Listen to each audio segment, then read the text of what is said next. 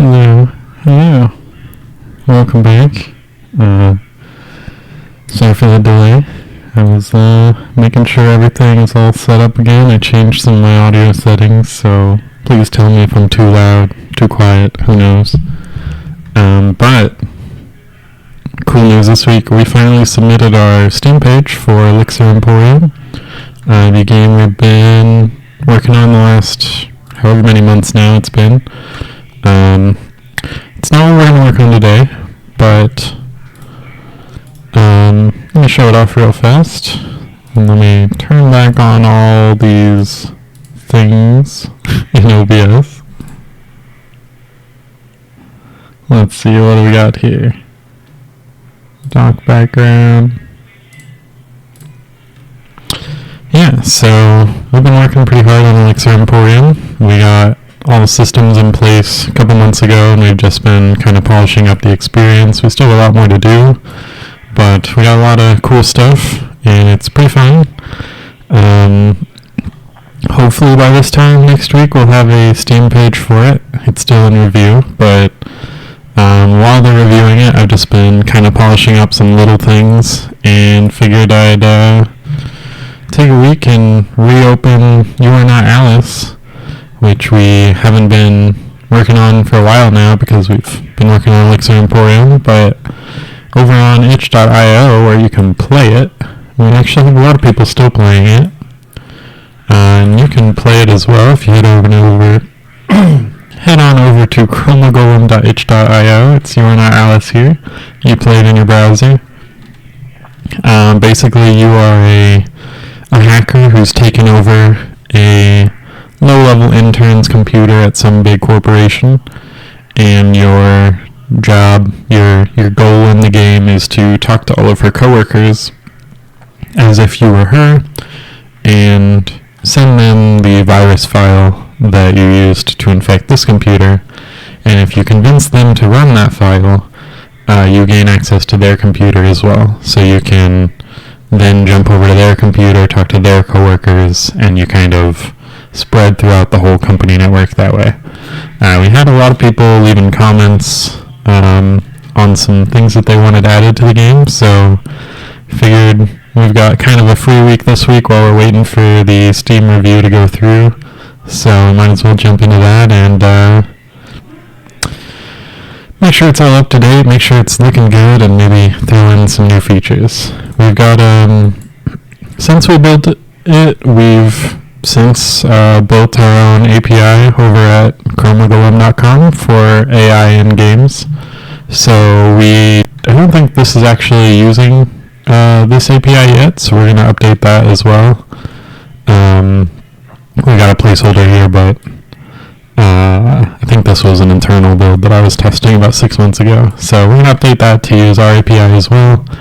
Let's go ahead and close down Elixir, and we will jump right over to You Are Not Alice.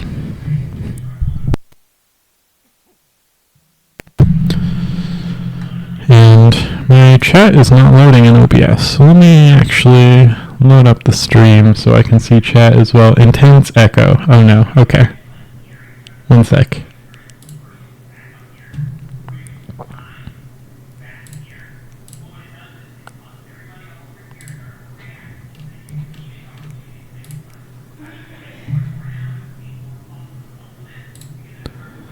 Alright, let's check out this echo.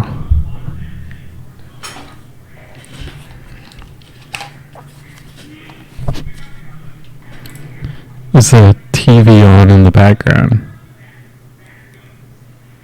Oh yeah, this sounds terrible. Hold on.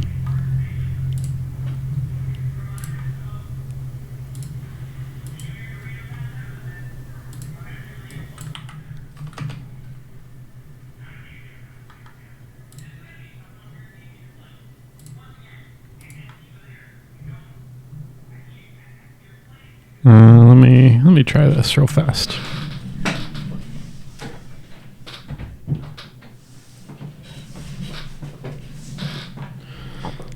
Yeah, there's some crazy echo, but I think it's coming from my desktop audio, which shouldn't be actually patching through to OBS.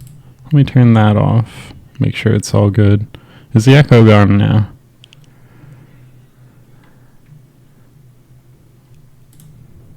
I guess I can turn the stream back on and check. Alright, yeah, so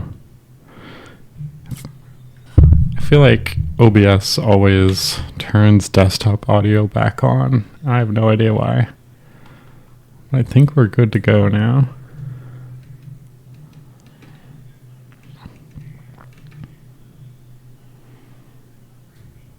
Alright, and no background noise either. Excellent. And yeah, I had my mic boosted pretty high. I'm gonna actually... I already cut it in half. Let me cut it in half again. Maybe this is a little better. Yeah, maybe this is... that's probably fine.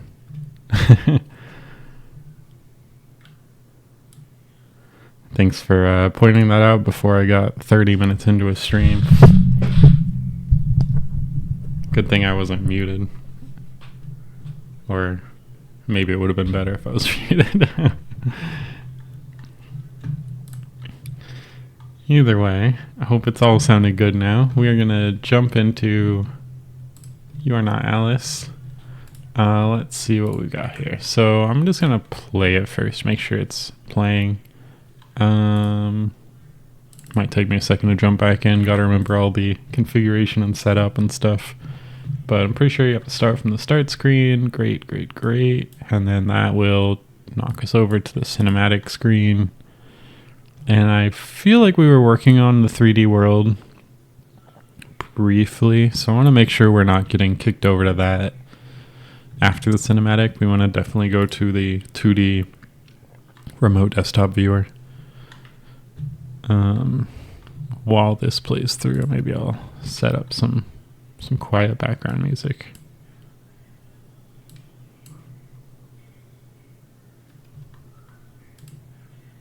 Oh, right, we have music. Okay, cool.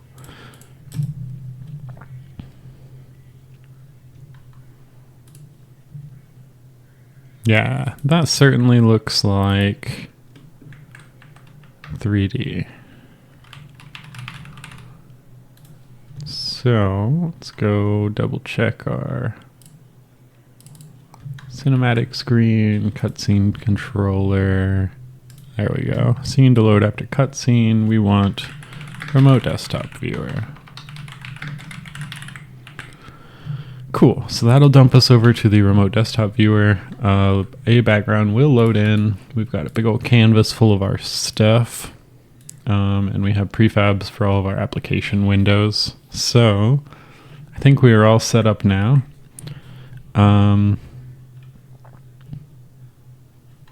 Yeah, let's I guess play, just see like where we're at.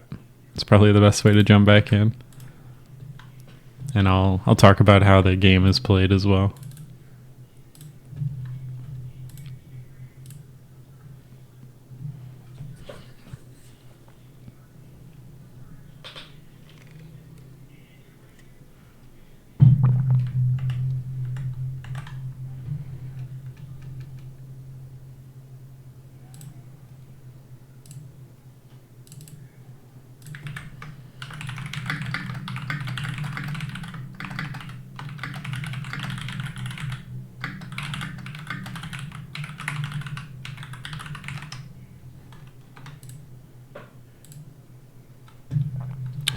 Alrighty, so as I said earlier, you are not Alice. You have access to Alice's computer though.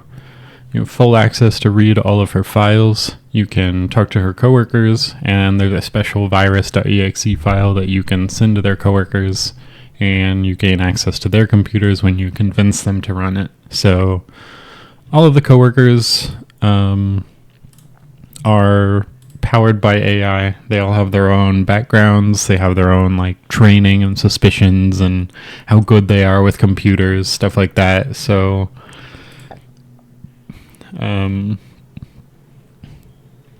they're all a little bit different. And there's also some interesting power dynamics of like when you first start out, you're an intern, so you can talk to either your boss or like some other coworkers on your team. Obviously, you're going to talk to your boss a little bit differently than like a coworker, so there's some fun dynamics there to play with as well. Let me also make sure that background music is coming through a little bit. Maybe like that.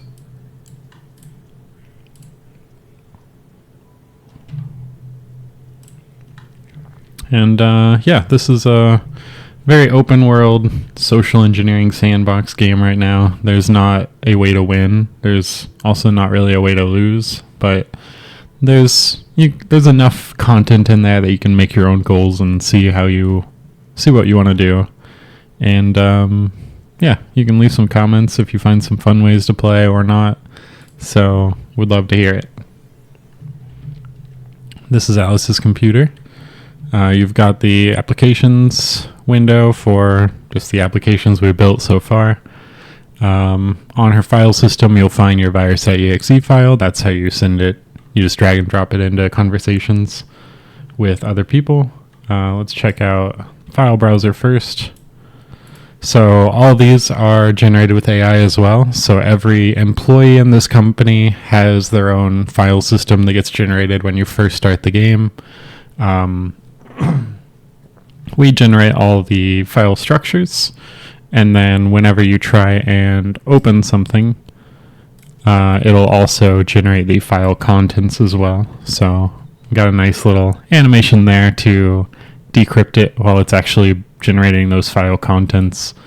It's kind of fun to poke through and see some fun stuff, which you can also send to other coworkers, which they actually get the contents. Hey Cozy, thanks for coming in. Welcome in. But if you find some files that are like their opinions on other people, it's always fun to send those files to those people and see what they say. But we got some passwords here. We're still going to implement some sort of like remote access application that lets you use passwords as like an alternative way to hack into other people's computers. But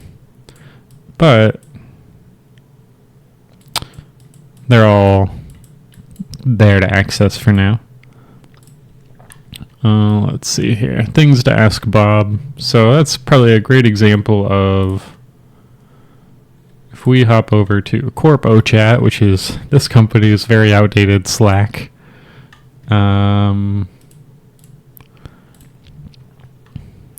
We got some debug stuff on, so apparently we've already infected Bob. That's why he's red, but they turn red when you infect them. But let's head on over to Bob's chat. So you can say whatever you want to him. He will respond back. You can also see a little bit of a conversation history with each person. So these are also generated at the beginning of the game. They're always going to be slightly different, but it's a good way to kind of see what the conversation has been, so you can either jump in and continue it or start your own conversation.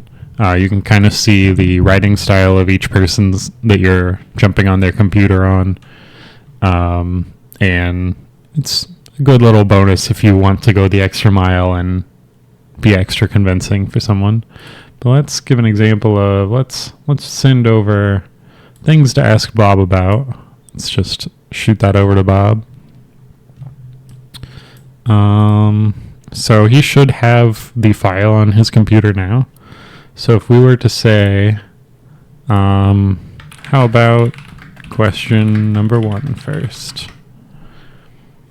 Hopefully he will explain the difference between a balance sheet and an income statement. Seems important to know for a financial intern. So a balance sheet shows a snapshot of the company's financial. Yeah, I don't need to teach you guys finances, but you could probably learn it in the game if you want. Say, teach me more, please. Teach me more, Daddy.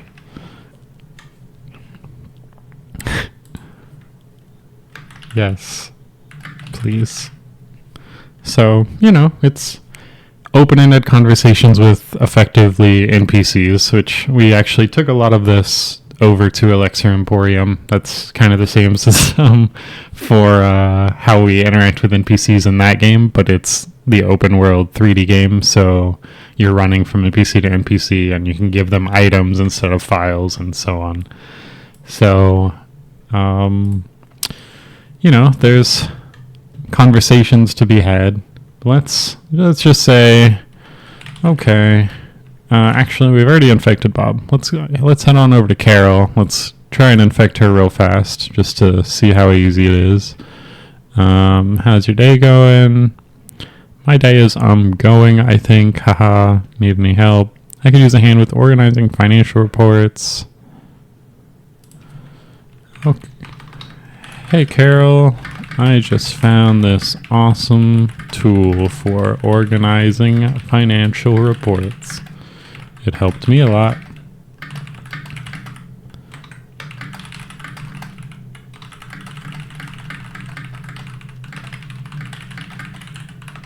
So let's send that over. Send her virus.exe. And there's a little audio cue, the little thunder in the background that is just nice to know that they have been infected. But now we've infected Carol's computer because she ran our virus. And what we can do is we can actually jump on over to her computer now from our virus controller thing up here. She's got her own background. She also has her own file system. She's got the new file that we just sent her, so that's where you get it to send to other people. She has all of her files. She's got some jokes for her coffee break maybe that she's preparing. She's workshopping. And she also has her own contacts, so obviously Alice is who we just were controlling to get to her computer. Her and Alice's boss is Bob. So they both have access to Bob, but she also has a little office relationship with David over in sales. So if you wanted to jump over to the sales department, you could infect him, and he's got a whole much bigger list of contacts to infect that way. So let's check out some of her jokes for her coffee break that she's apparently workshopping and can't come up with on the spot. Why don't accountants ever make good coffee? Because they're always boiling the beans. Alright, I can see why she's workshopping these. What's an accountant's favorite type of music? Sheet music. Well. Alright, let's send these jokes over to Bob. Let's see if he finds any of them funny. Which one is your favorite? Joke number 8 about Bob. Why does Bob bring a ladder to work? Because he's always trying to reach the top.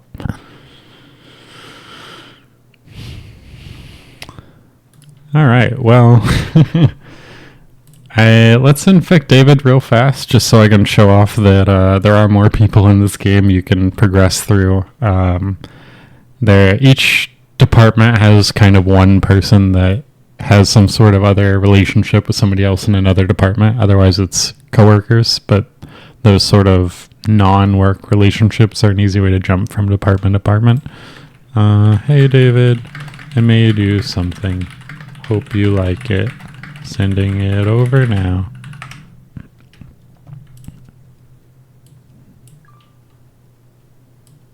Oh, we also sent it to Bob.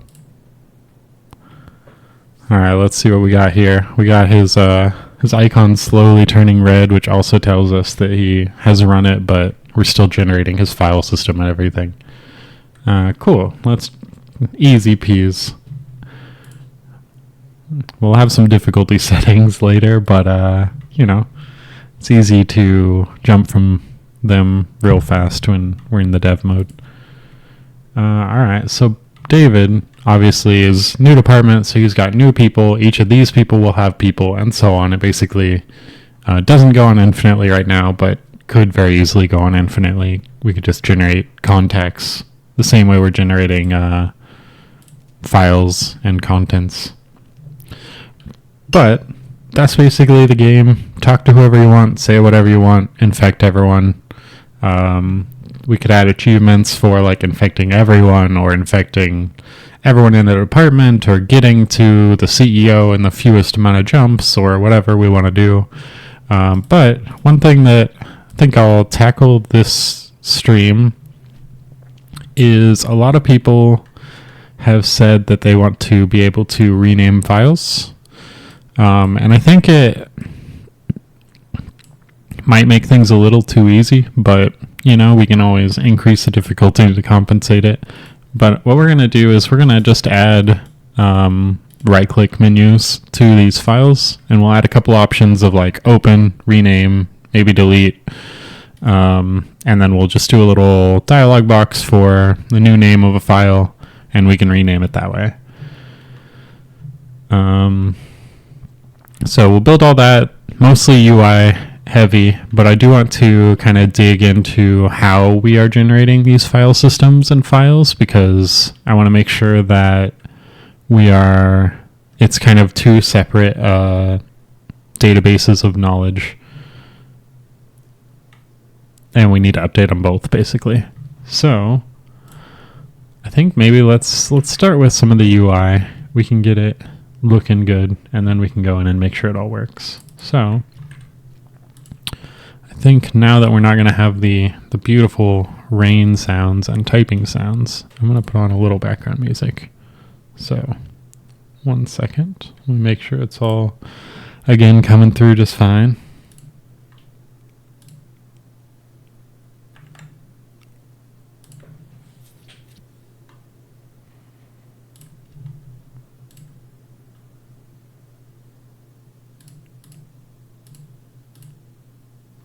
Spotify.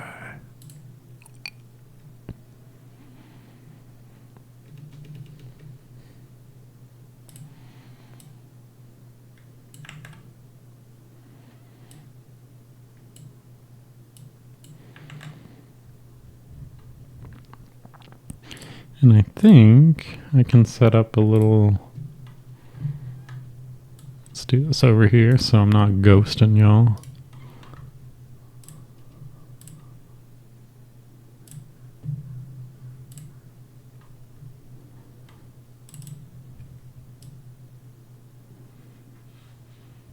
Enjoy.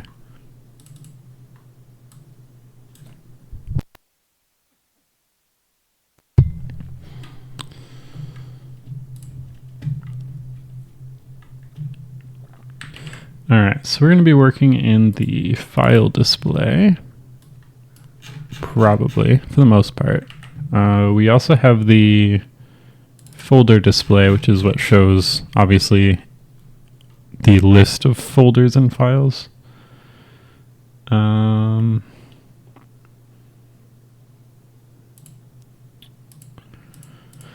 Again, it's been like about 6 months since I've worked in this, so I just want to make sure I recognize where everything's at. So we've got our file browser application here. In here, we are basically going to look at the file system, and for each thing, either file or folder, we're going to create either a file display or a folder display within this window. Let's see how we do that.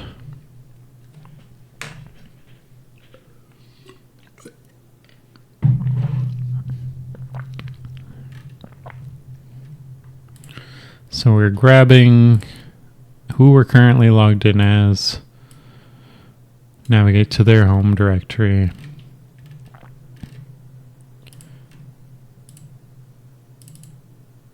Oh yeah, it's been 200 days. Let's see. Draw contents. Okay, that gets called on update. Ooh, wow, that's often. Oh, okay, we have a flag for whether we should redraw it or not.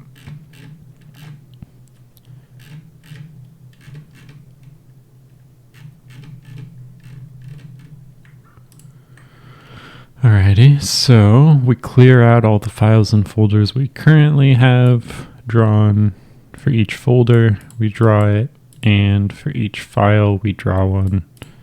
Update the window title for, I assume, what folder we're in. Yeah. And then mark that we have drawn it so we don't repeatedly redraw it. Okay. So that's pretty easy. Folder to show is our root directory. So in here, that's where we're going to get all of our list of folders and files. So that's fine. When we rename a file, we just need to find that file object and change the name, and then that will update it correctly. We also have the actual generation originally of the file system. So I want to find that because I want to make sure that what I think is happening is we take that generation and then we construct this tree of objects, of folders and files. I want to make sure that we don't actually use that text generation again after the fact, because if we do, we need to update that as well, and that'll be a little bit more of a pain. But let's check out where all we are creating files. Yeah, so we generate a file system with our AI, which looks like, I bet we have an example. Prompts.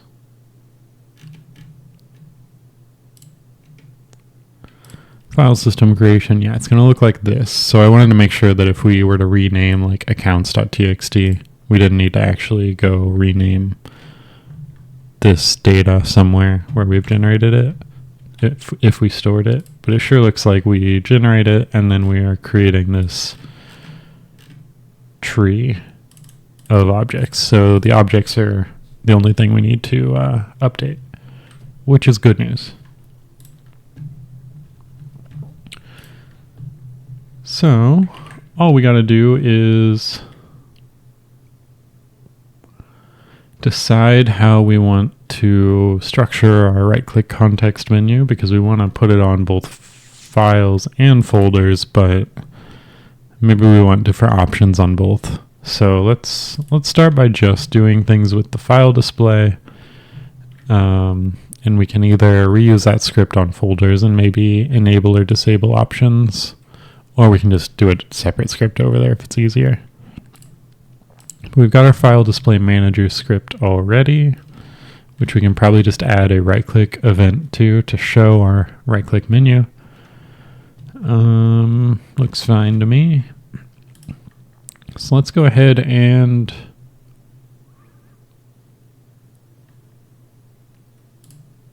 kind of want to do it in a file browser window so we can actually see what's going on with sizing. So let's add one of the prefabs in here. Content files container. Let's throw in a folder display and a file display. Maybe a couple file displays.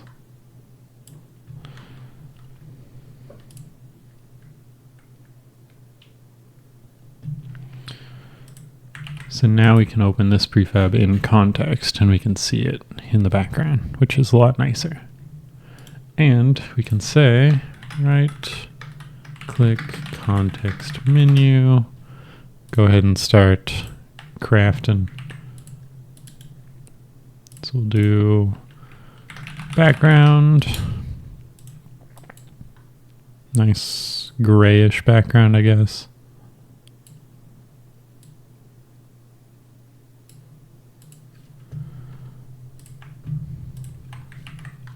And within that, we'll have our list of options.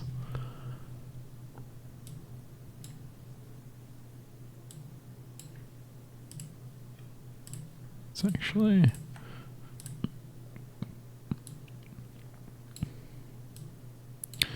And I also want to make sure that I'm doing this in 1080p, so I don't need to go back and redo it later.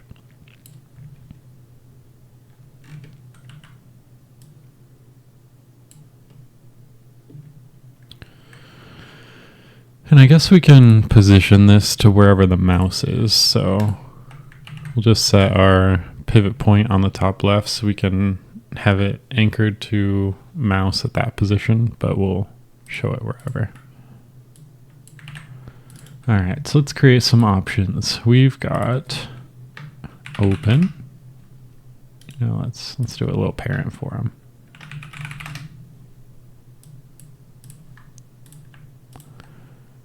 We also want probably rename, the whole reason we're doing this. We could add delete.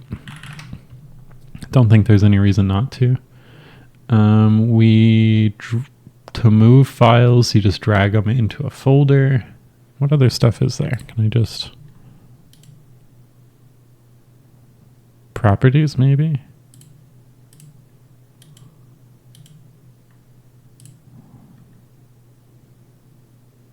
Give access to...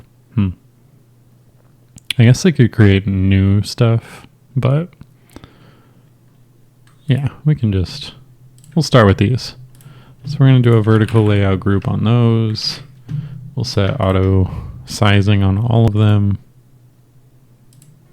of a reasonable size.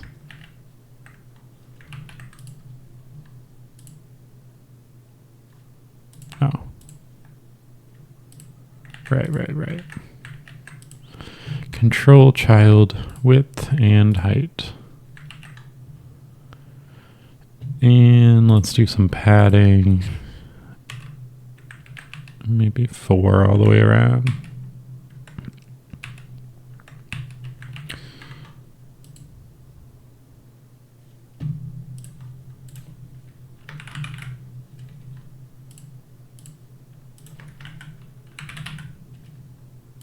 Okay, yeah, we definitely don't actually want the auto sizing when the options are different lengths. So let's set all those to just 18 or so. And then I think, we're not going to create dynamic options, so we can just set the size statically. Make it look nice that way. And let's see what it looks like when we add some sort of background for each option. It's like a frame of some sort. What do we got? Anything square?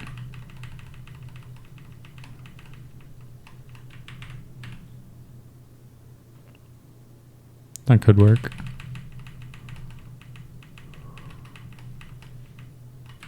There we go, something like this.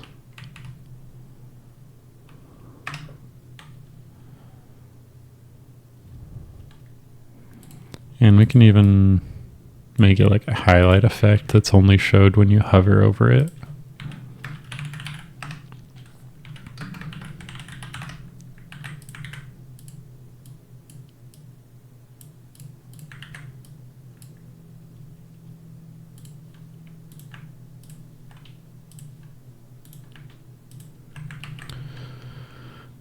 Cool. Let's, on each of these texts, now maybe add a little padding on the left. Just so they don't run up against that.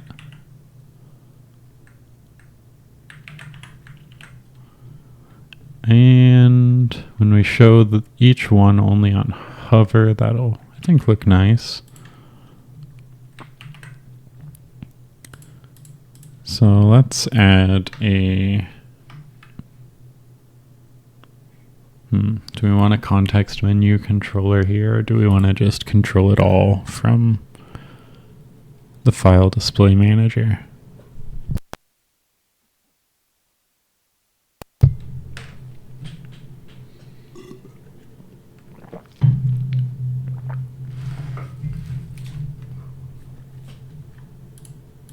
I think let's do it here. Let's say right click context menu controller, and we'll pass in the file or the folder, I suppose, with a constructor, and then we can set up all the callbacks and events and stuff.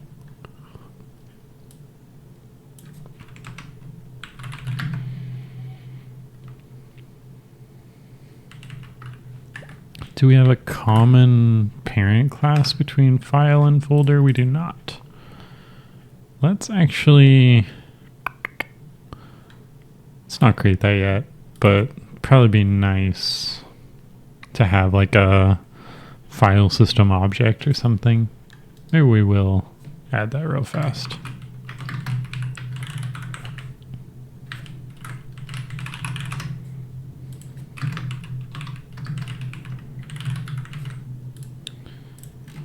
And then we just kind of create a blank one somewhere.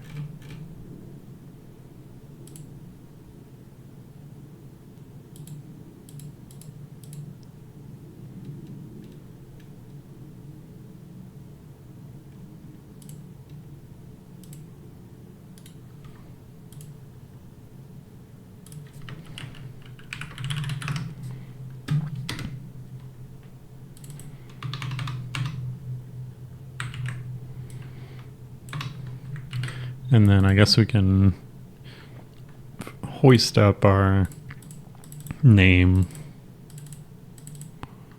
Let's rename this to display name. And this also to display name, using Visual Studio as a replace, so we don't need to go do all that. And now we can actually just delete that and delete that, and then create one here. And it'll get inherited by both of those, so those arrows will go away.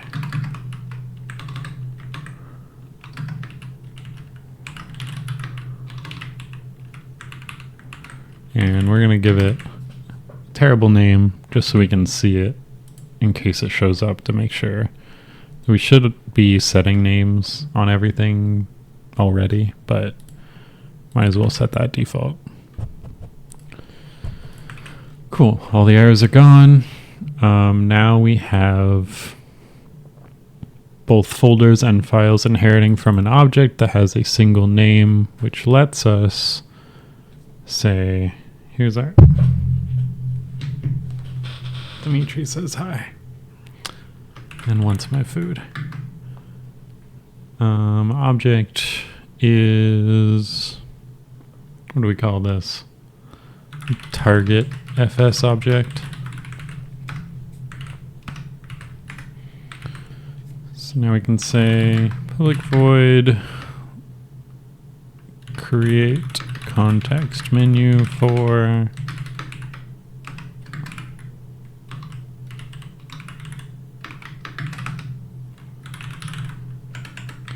we'll store that for now, but this is where we're going to set up our callbacks and stuff. And then what will happen is when we create our file display, we'll just find our right-click context menu. So public game object ref right-click context menu. Actually, let's give it a proper...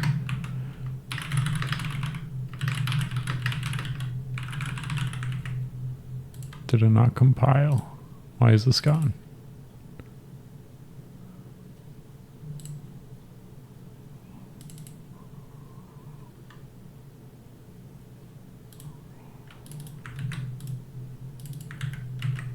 Interesting.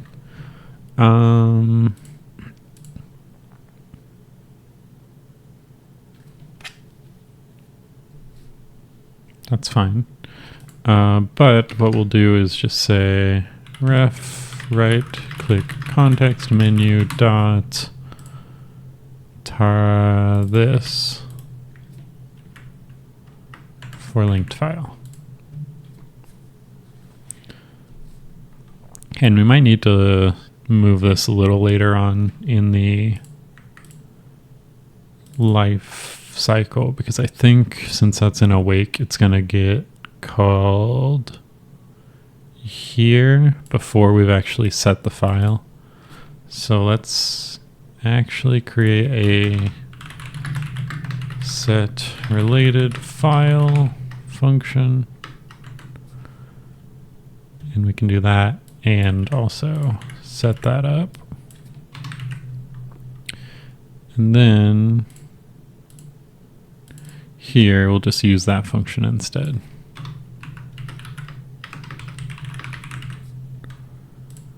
Am I blind on why this is not linking?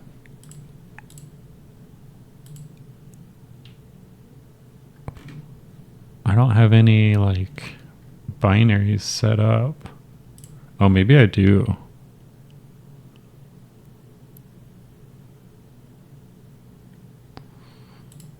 Surely it's just the one. Oh, I see. Yeah, it's outside of. It's got to be within this directory to get compiled into the UR0 assembly. That's why I didn't have the reference. Easy peas, bug fix. Easiest of my life. Cool, cool, cool. So now, let's go ahead and set up our menu. We'll say list of game object for options is equal to transform.find options dot children dot. How do you get the child's?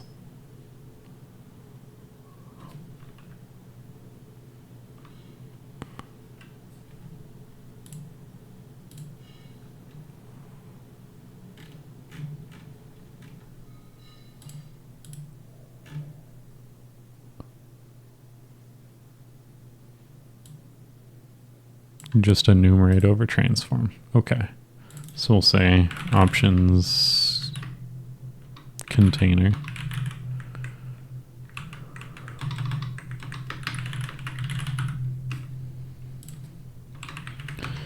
And then for each one,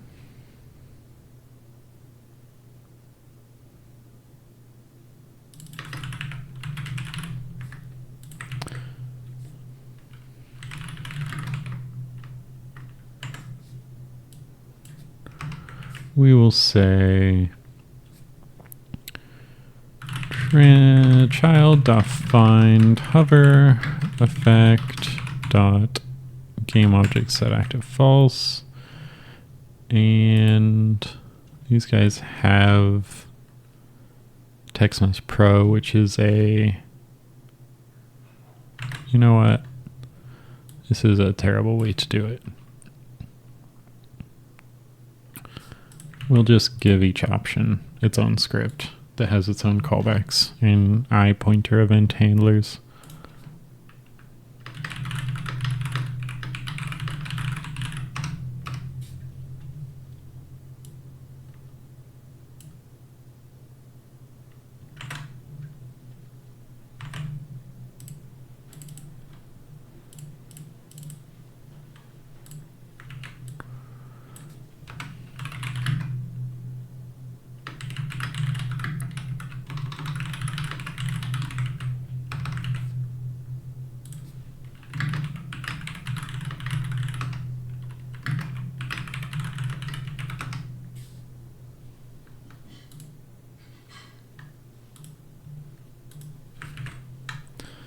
So this is how we'll handle our mouse in, mouse out for showing the highlight on the hover effect.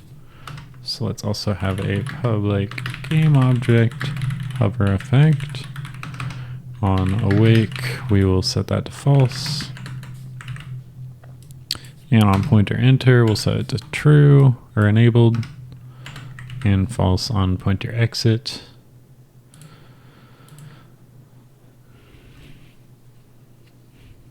So we'll just set that up. We'll copy this guy, paste him onto these other guys. And they're going to need their own hover effect, actually. It's going to paste the reference back to the original one that way. Cool.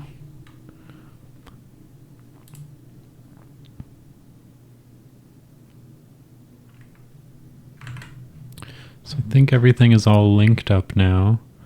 So now what we want to do is give each of these a button component and an event that they call when clicked, which is how we're going to create the functionality for each action.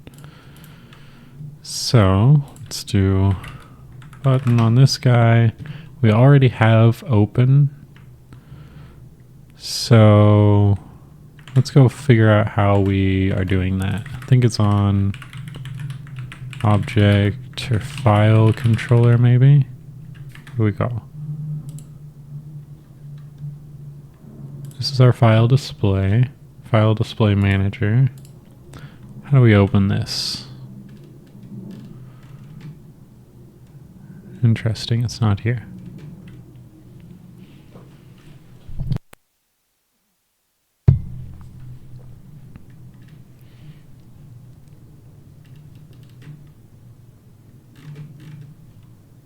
Okay, is it up in the file browser window?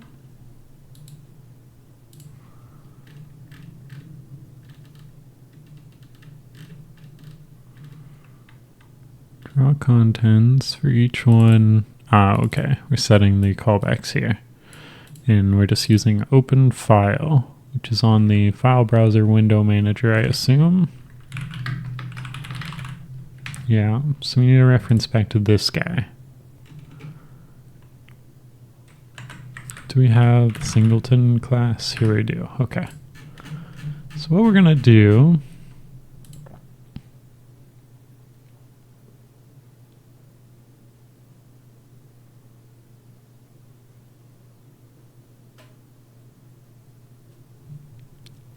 is a little bit of surgery, I think.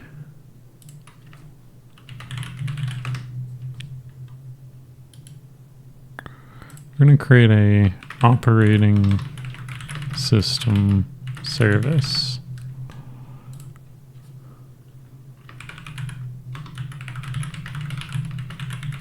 And we're going to give that the primary control over opening files, closing files, opening applications, all that jazz.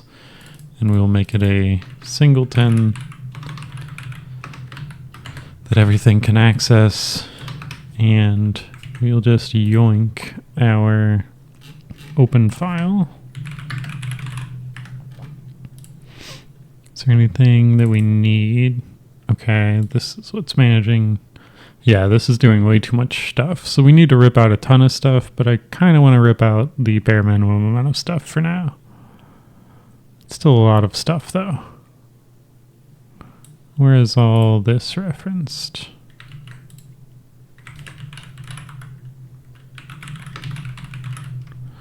Set it up, we check it when opening a file, we set it when decrypting a file, and we clear it after decrypting a file. Okay, so we can work with that.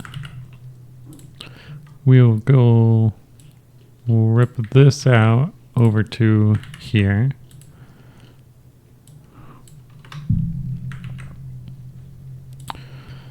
I guess, where's this guy used? Okay, take that as well. This will handle all the description stuff, I guess.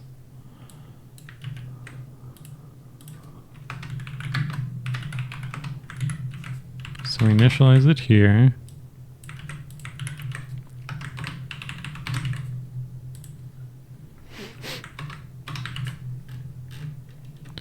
So we're going to take out, we'll take out open folder probably, but we definitely want all of open file.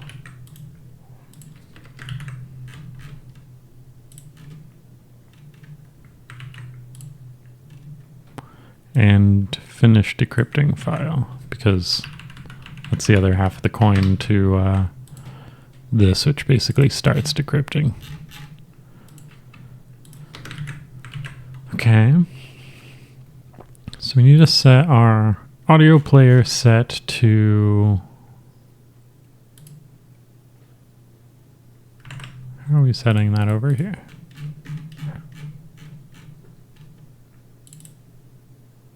Oh, it's okay. You know, we can put an audio source on this as well.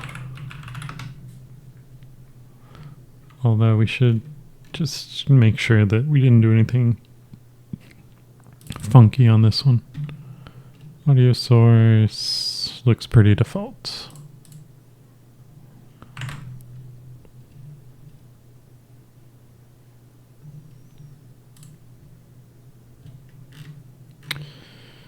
Currently logged in as, we can yoink as well. We're gonna need that.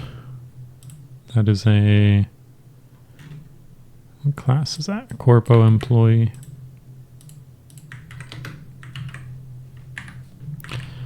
So you probably actually want a void login as, so we can call that when we switch computers. We'll need a little bit of fandangling there.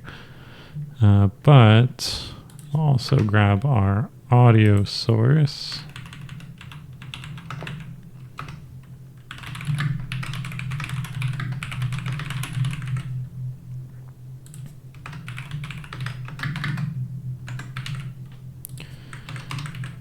Or I guess we call it audio player. Let's just stay consistent, I suppose. Okay, click sound is set on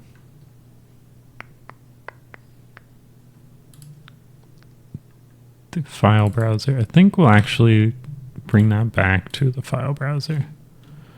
So when we have open file, that gets called here.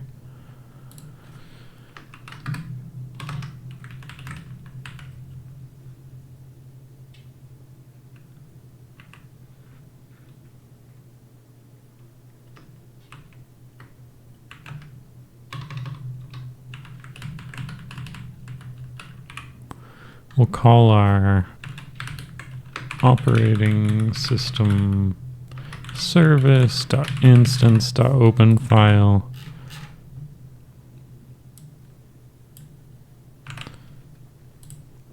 And then we'll play the click sound from here. So we don't need to also pull that over to this service.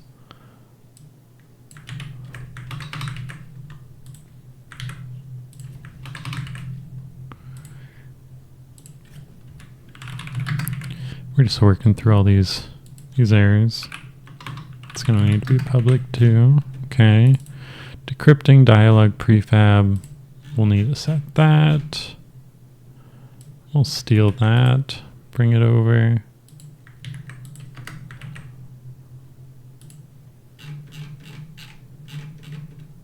Okay. No errors over here.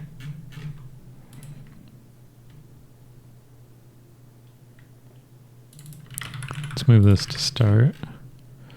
Folder to show. On open file.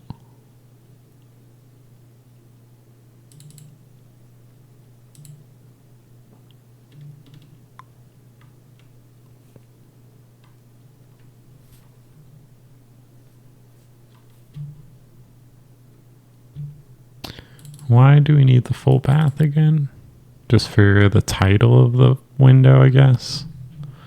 Okay. So we can take the parent folder from our file. File.folder, right? No. FS file. It doesn't have a reference back to the folder it's in. We should probably add that. Do we want to add that? Might make moving stuff around harder. Because we're drawing it just like a tree, basically. We're iterating over this root parent. We draw all the folders in it. Then we draw all the files in it. Then for each folder, we draw the folders in it and the files in it. So we don't need a reference back to it. You know what? We can just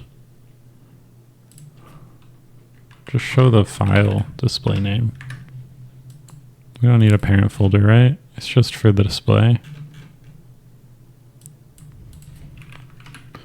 We'll leave this for now.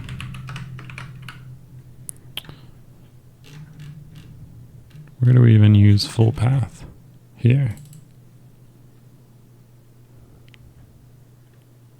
Oh, we pass it through to the prompt. That's why we're grabbing that context. Okay.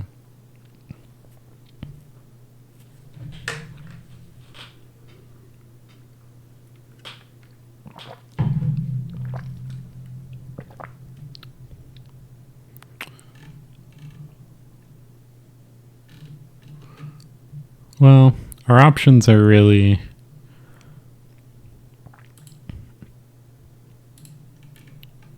I mean, I guess we could... Our options are either to store the folder that each file is in on the file object itself, or to store the displayed folder somewhere accessible to this script, which won't work because we can have multiple file browsers open at a time. Or we could pass the folder through where we call open file here, which is probably the simplest. So let's do that. Let's just say parent folder. And then here we can say folder to show. And we can do all this now. Full path was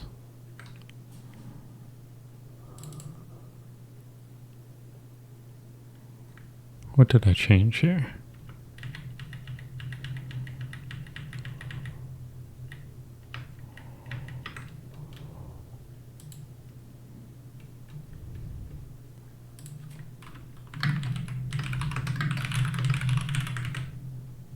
Oh, right. Can't call it parent folder. We'll just call it folder. Containing folder.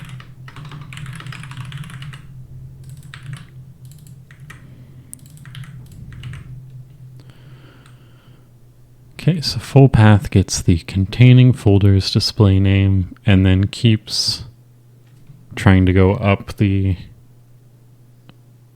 file directory until it gets back to the root prepending new folders. So we'll get like, we start at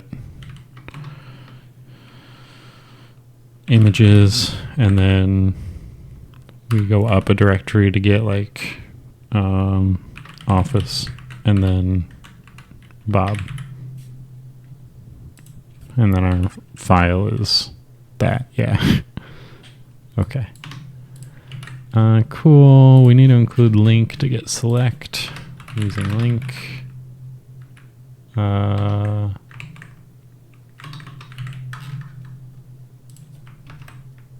System.link. Virus help tooltip prefab. Oh, that's for the virus. Okay. So let's grab that as well. I assume it's not used anywhere else.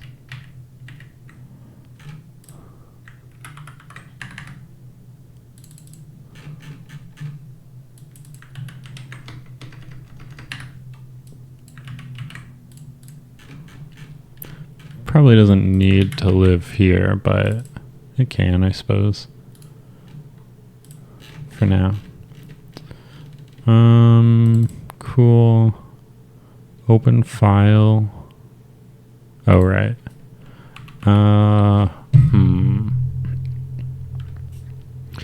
This finished decrypting file gets called here. So we probably need to just pass through the containing folder here too. Let's see. I said we'd do a little surgery on this. I prefer this over storing the folder on each file, I think.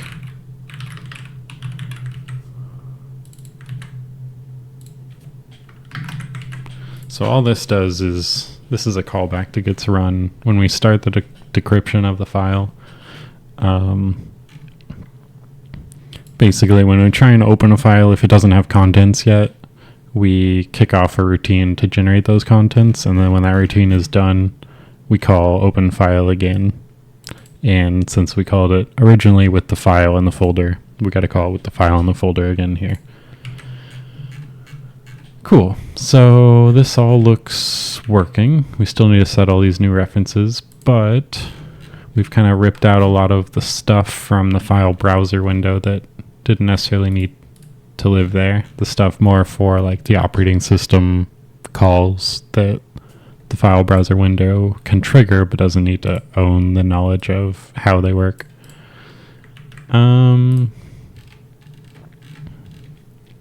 Okay. So now let's set those references.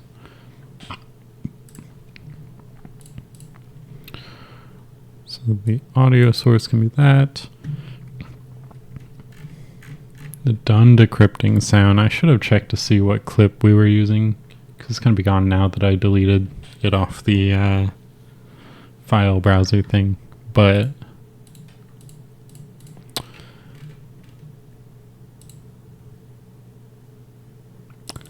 we'll come back and change that if it's not right. Decrypting dialog prefab. It's going to be that guy. Virus help tooltip. Going to be that guy. Cool. So it should all work exactly the same now. We haven't changed anything. We just kind of moved code around into better spots. But I think it should be ready for us to add other functionality now.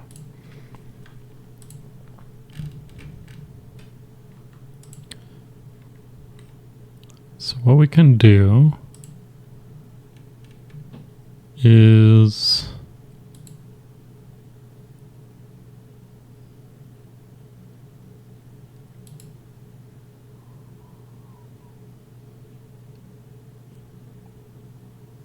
oh right, this is just handling the backgrounds. So if we go back to our file display, this button is for clicking on the file itself. Here, we also need to be adding the same callback to the open action, which we could do by hard coding it in, but I want to figure out a better way to do it, because we also need to do it, say, down here, and we need a way to be able to pass the parameter of what file is stored. So we kind of do need to store the file on this and have open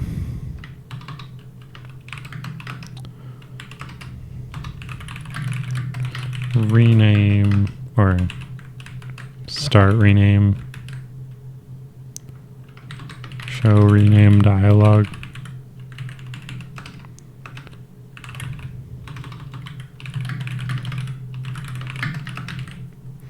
So we've got these.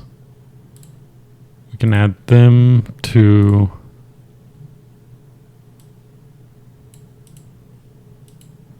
the button clicks. Open.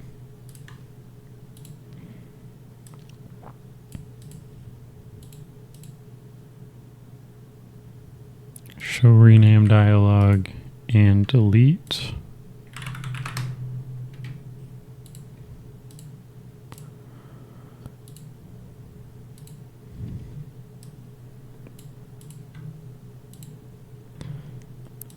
I'm beginning to think we're gonna shoot ourselves in the foot by not storing the folder on the file, because we only have the folder, or we only have the file here.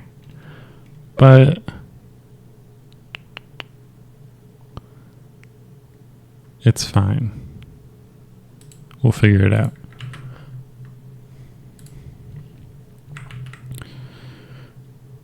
Okay, so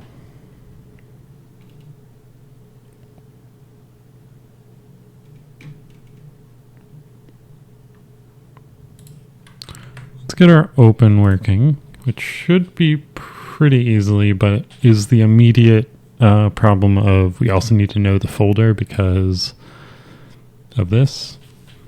We added needing the folder to open a file. So, we can just we can just store the folder on the file. It doesn't matter. Let's go all the way back to where we are generating the file system to begin with. Here. And where we are creating these files, we are just using a constructor for their name, but really we need to store the folder where we're working into and set that. I guess we have, this is the folder they're getting added to.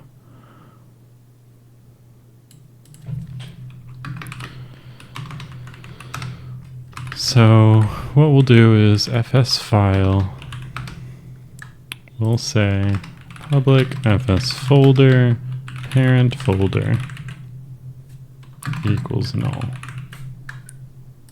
And then here we can say fs file is equal to new that file.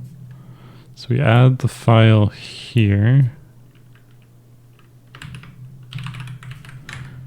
And we can also say file dot parent folder is the current stack dot peek, which gets the folder that we're adding this file to. And we might run into the same issue because folders also don't have, they do have a reference to the parent. Okay, that's fine then. So this will be fine. What we should do now is take out this restriction that we added containing folder. So we will do file.parent folder, file.parent folder,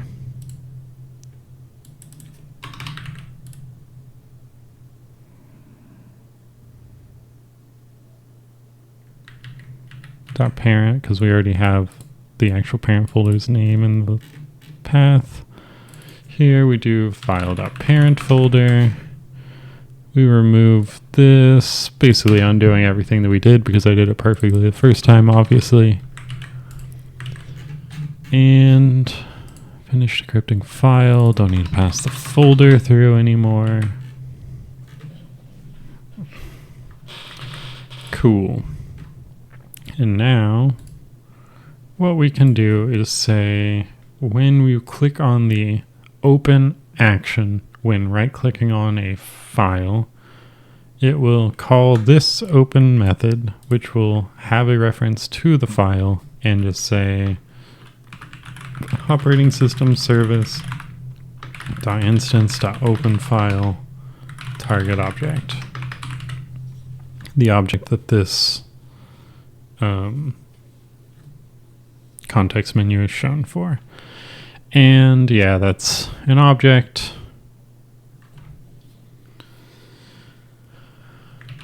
But it's fine. We either need to change this to fs object, which we could do. Maybe we should do.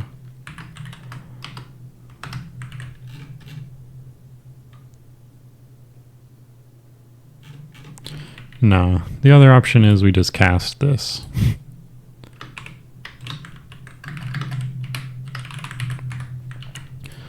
And that's fine. Because we won't show open on folder context menus. All right, so that should work. If you right click it, you can now click open to open it. Wow. You know what, we should probably double check this, but let's skip the cinematic. Oh. Thanks, past me. If you hold down control, it'll just skip the cinematic. What a good idea to add. Oh. Open file, right? We don't need to pass the folder anymore. Easy peasy.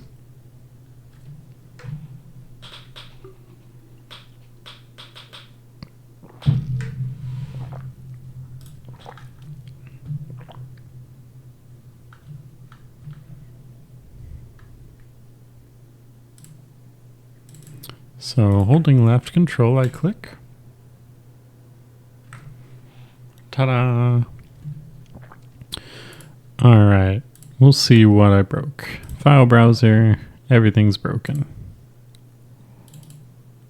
Set related file, create context menu. Oh, we didn't set our right-click context menu reference on the file display manager. Okay, yeah, we can do that. File display, this guy, that is empty. Easy. We should probably make sure that that is off by default. Let's do that before we start it. And yeah, we never added right clicking to open it. So here's our file display manager. I pointer click. Can I do right clicks? On a right click, ...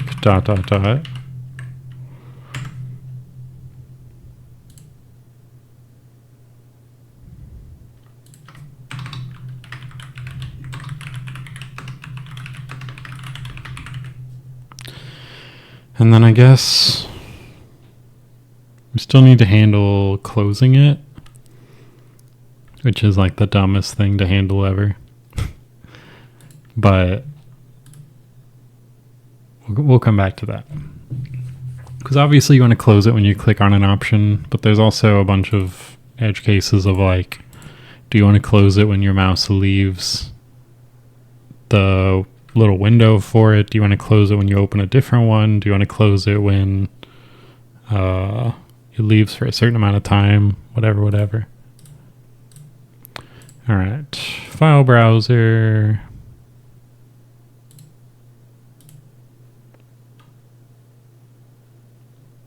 No errors, you say?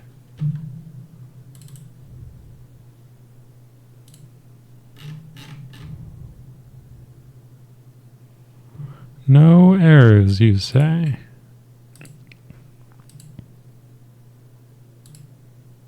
File browser. Where are you?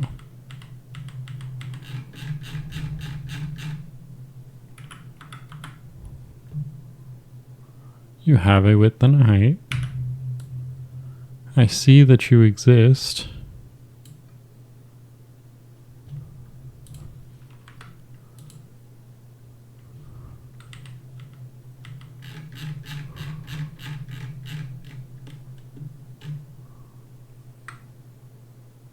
Guess there must be no errors. You know, there are no errors, so I say let's just ship it.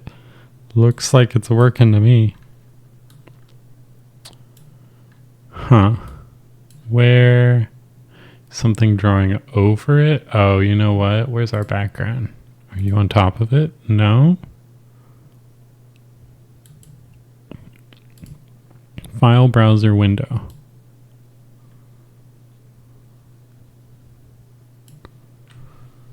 You have a background, right?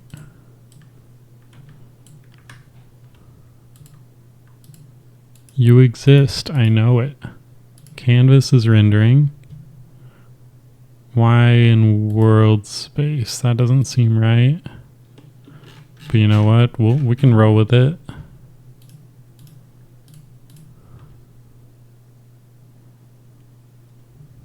A little suspicious that it's in world space, but that's fine. Is it because my resolution is too big?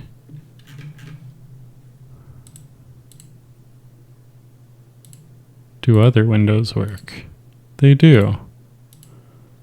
Huh. Okay. Is it because of the animation. If I drag in file browser window, there is one, but it's not. It is going to work. Why would that work? Okay. Well, we can work with that. It's so small. File browser window. You're so small now.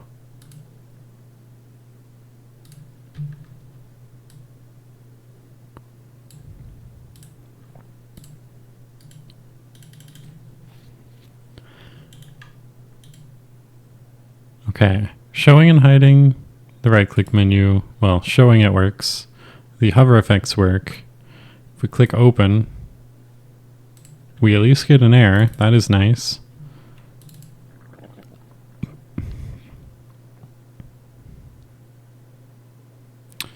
This never got initialized. Interesting. So maybe that should have been awake, but also very suspicious.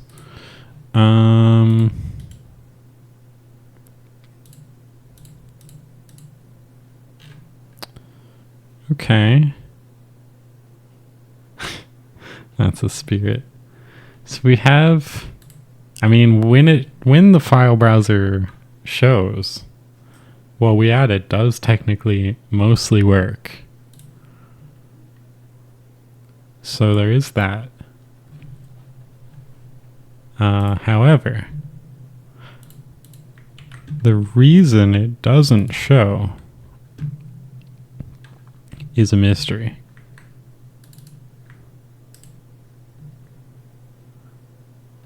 Oh, you know what it is?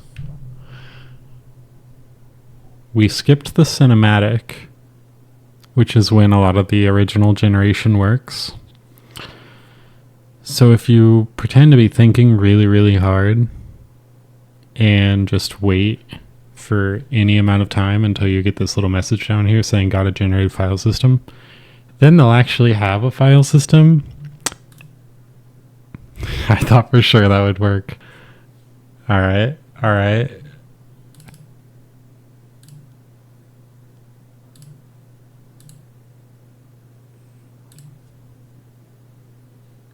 The heck is a widget input handler?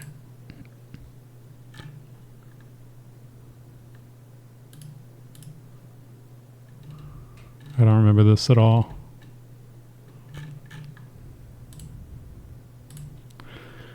Okay, so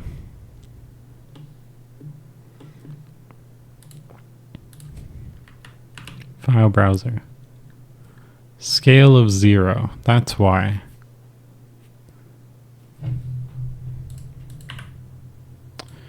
But why does it have a scale of 0? I'm pretty sure it's actually because of the animation which we have. Which, so this fancy little, when it starts really small and goes, whoo, I'm here.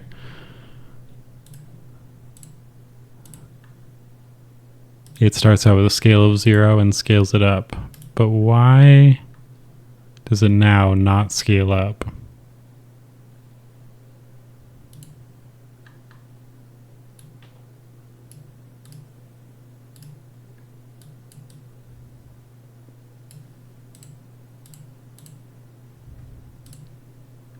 Everything else scales up just fine. What did we add? Nothing that would change the size of it at the start. We could have added something that like shadowed.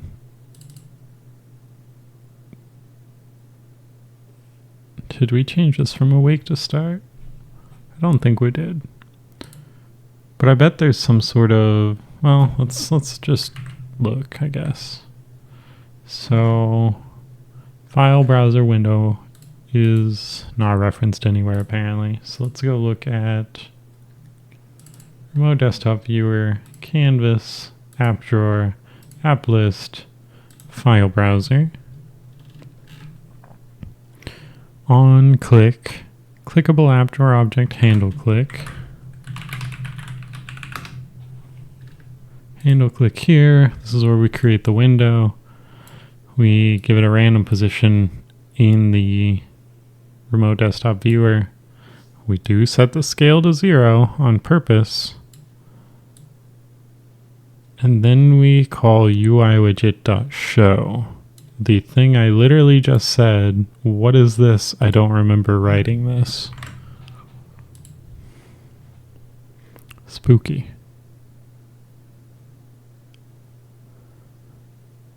And then we close the app drawer. So what in tarnation? Like, it's one thing that it's weird and funky and a little bit of magic, but why does it specifically not work for the thing that we were just changing?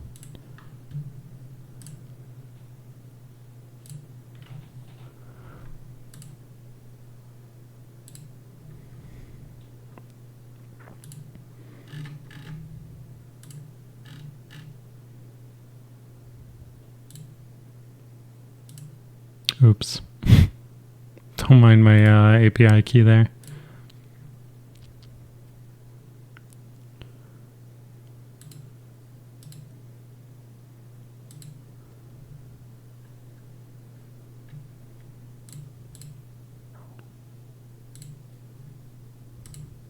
File browser window manager.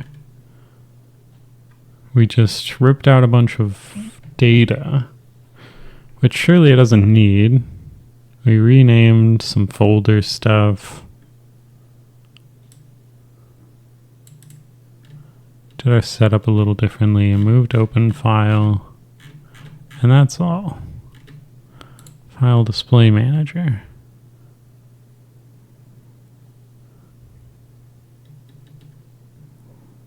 Huh.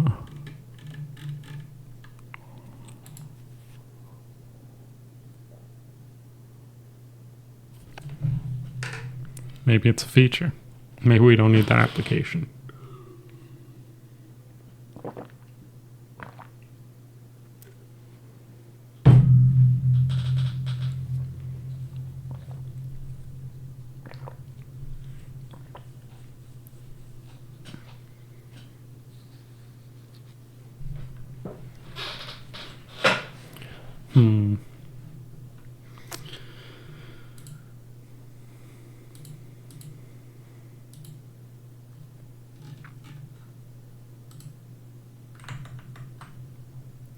But no error here is weird.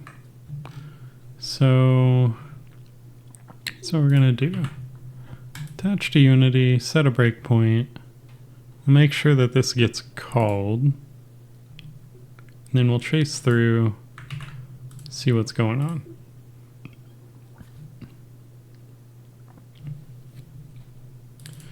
And I think yeah, we'll skip the cinematic, I guess. I want us to keep everything the same. Okay, so that's fine. It works, at least for that. So file browser should dump us back to the editor again. It does. And then we trace through. It's currently showing already. So are we double calling this? We just return, and then we close this window.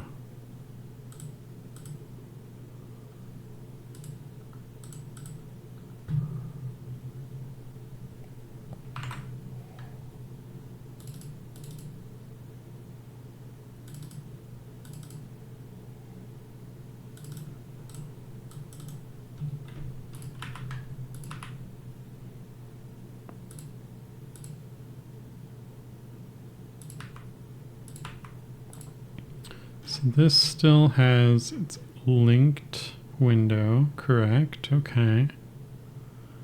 If I were to link it to chat window, would it open that?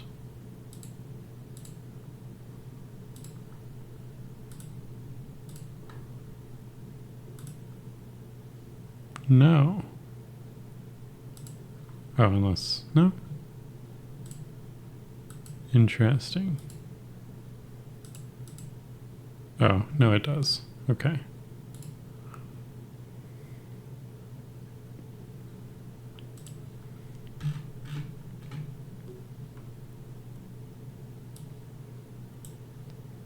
So the file browser.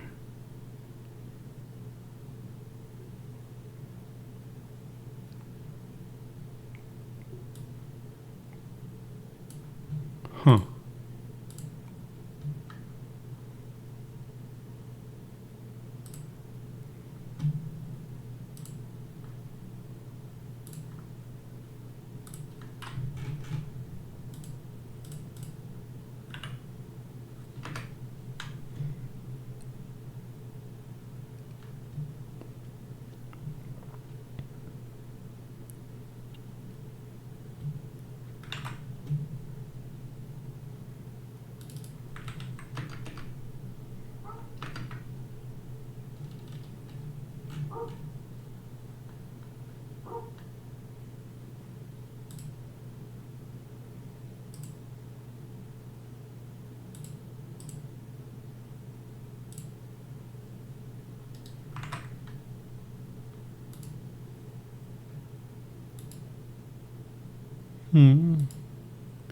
So if I were to just short circuit this nice little bit of security we have there, we'll find out if that is actually the problem.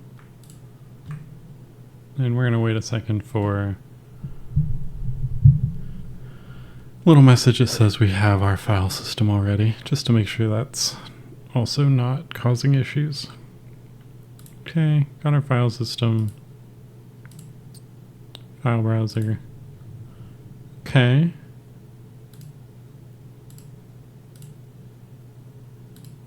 So that works. So the problem is this is either getting called twice or it's not resetting, is showing after it's shown, which I don't think is the case. Calling base show. Oh, that's in the context menu. Okay.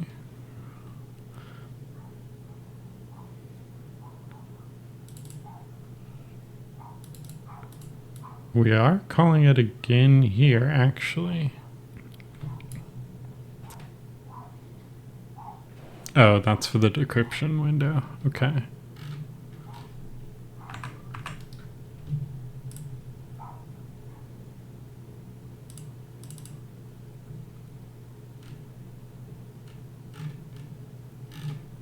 And that's for opening the text window, the notepad window.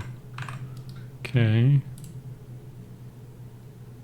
Clickable app drawer object. It's the only place we should be calling it.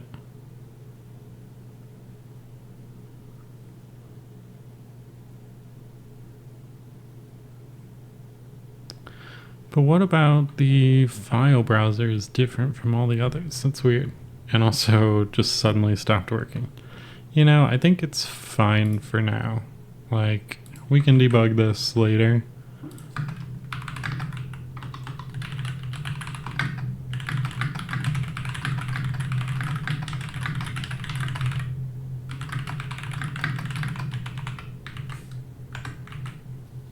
So we'll leave that for now. I don't want to sit and stare at magic code for 10,000 hours. But now we can open.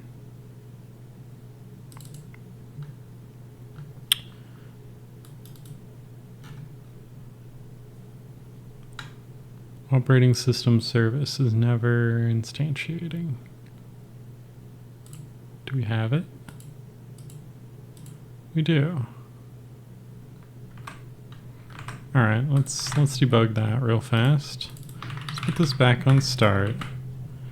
And I think the problem is that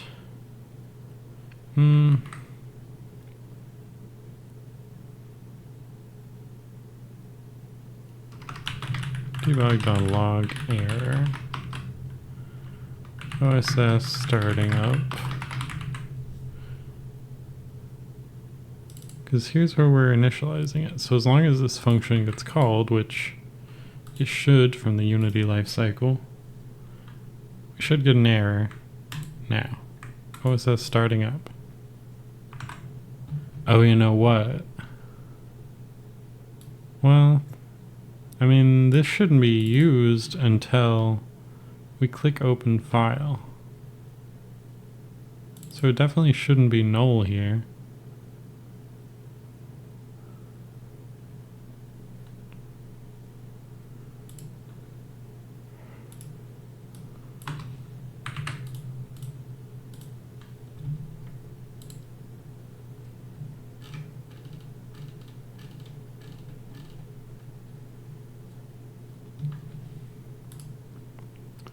Let's inspect it, I guess.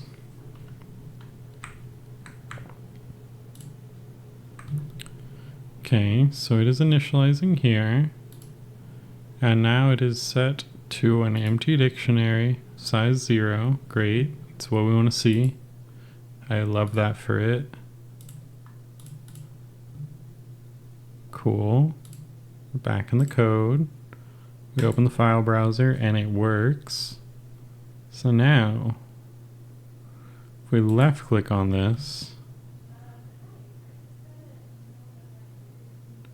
decrypting dialogues is empty. So it doesn't short circuit. Let's continue. Cool. So I wonder if we're passing null in for the key. Let's see, that's positive affirmations. Let's right click this. We click open on that. Jumps us back. Decrypting dialogues has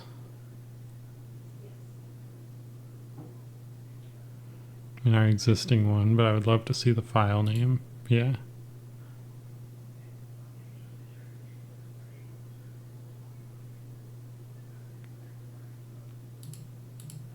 Display name positive affirmations. Okay. Sure.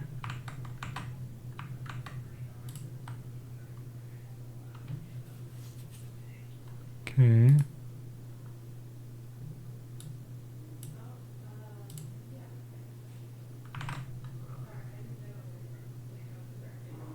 File is null. I see. I mean, that shouldn't cause that error, but whatever. At least we know what the problem is.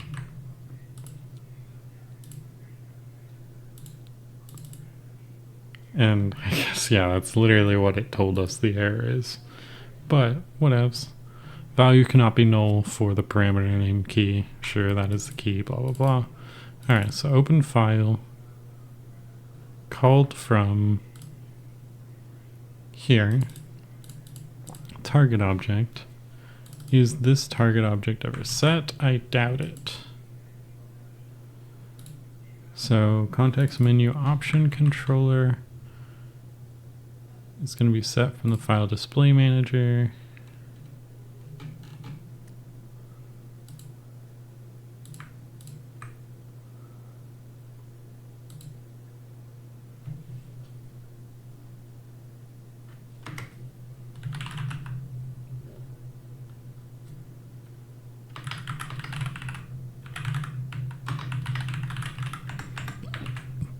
That's what we need.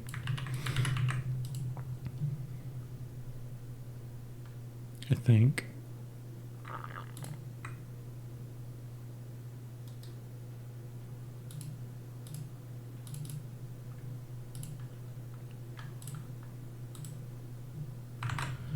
And while we're here, let's go ahead and close this context menu.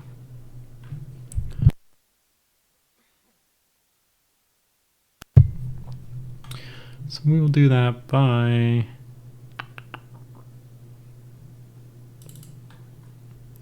so it's on this. We'll just go up the directory until we find a right-click context menu controller.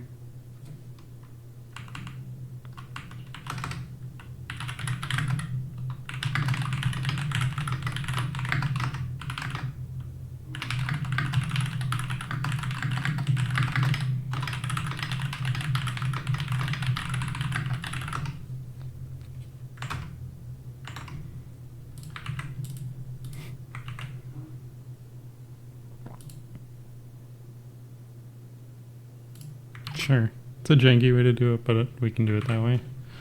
Alright, close context menu.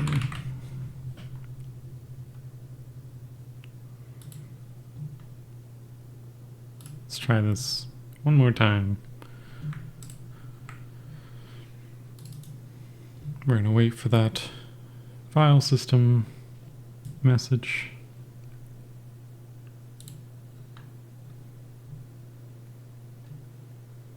Got a file system, Coolio. All that normally is done during the cutscenes, so you don't actually have to wait as a player, but since we're jumping ahead, we do. Alright, so to-do list, open. Okay, that works, virus.exe, open. I guess that's fine. Shouldn't do anything. But maybe we can give that a fun application to open or something.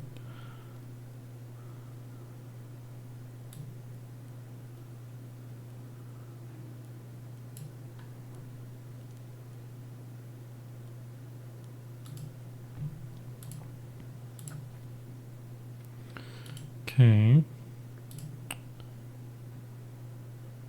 Things are working with all the re-plumbing we've done. Good. Next up, let's do our rename dialog.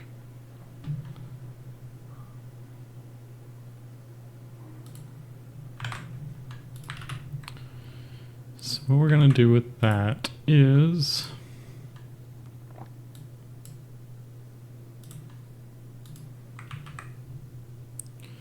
probably just stick it on the file again. We could even put it like within the context menu parent, though we probably shouldn't do that because we're gonna close context menus.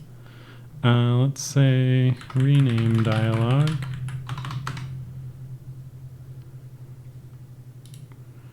Give it a background.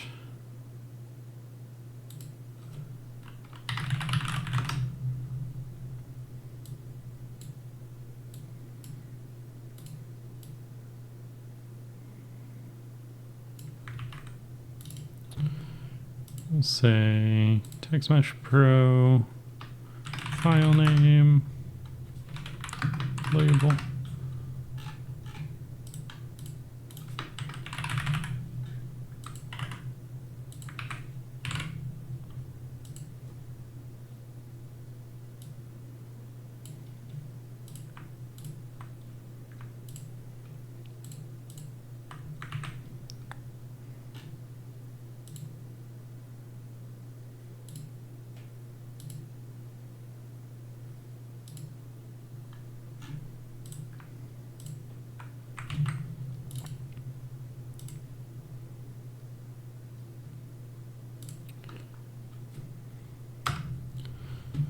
We will populate that with a new file name, and then we'll add a button to save, button to cancel.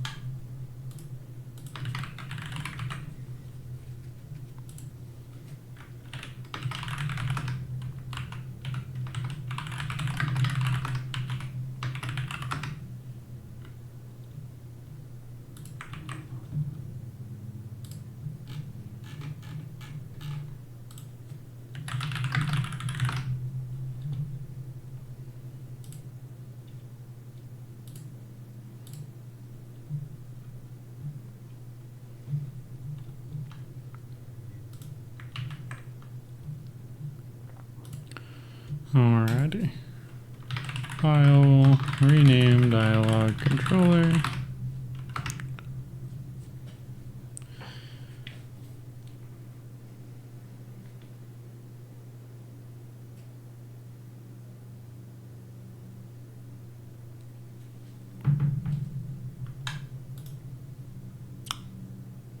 Oops, I closed Spotify. Don't mind me. Let's try that again. Okay. So, when we click Show Rename Dialog, what we're going to do is call something here. Show dialog for FS object.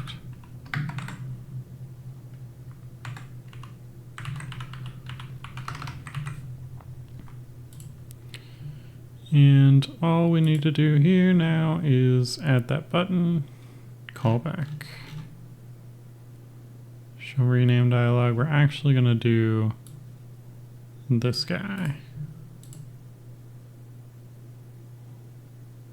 Wait, we don't want to do that. We'll call this from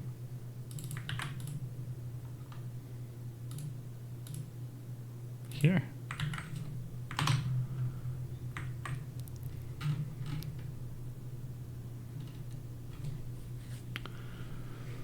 Let's see here. Yeah, this is fine. We can go ahead and just say public rename dialog or whatever we called it. Right, it's outside of the rename dialog. That guy dot show dialog for target object.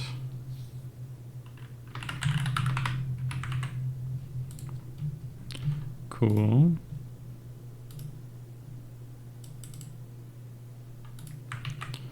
So let's go ahead and say public TM Pro input field, whatever it is, TM Pro.tmp input field. Target file name.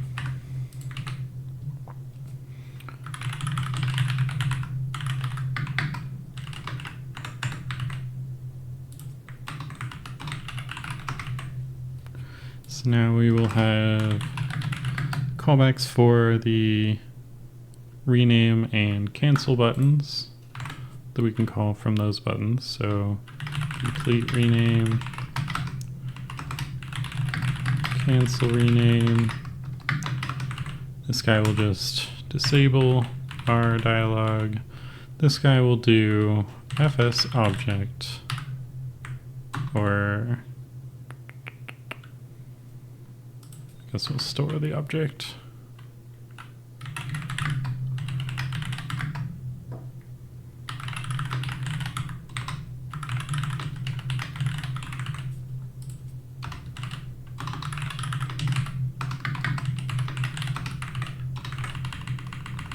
So now we say target fs object dot display name is our new name that we've typed. We can close the dialog, and then we also need to set the file browser application to redraw, which we'll do in a second. But we can test it at least by just closing and reopening it. So let's hook up this save button, gets that guy complete rename. Cancel gets that guy cancel rename. Cool. So this will pop up. It'll be pre-populated with the file name that it already has. You can edit it. When you click rename, all it does is change the actual name of the file stored on the FS file, not the FS object. Cool. So that should work. My cat is falling asleep and just like slowly sliding out of my lap.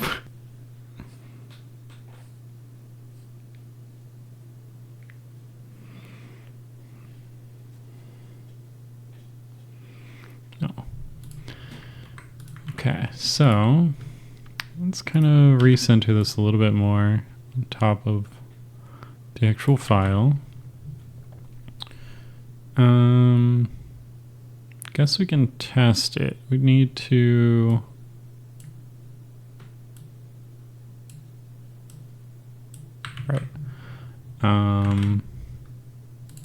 make sure this is called correctly.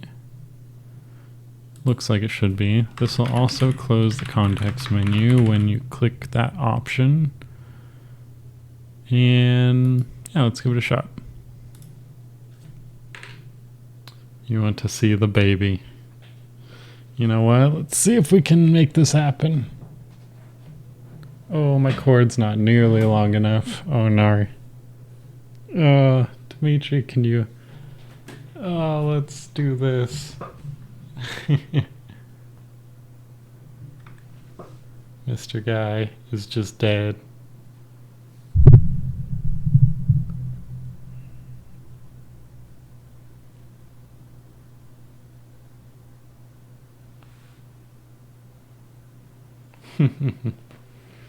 That has woken him up, and he can get back to his spot now.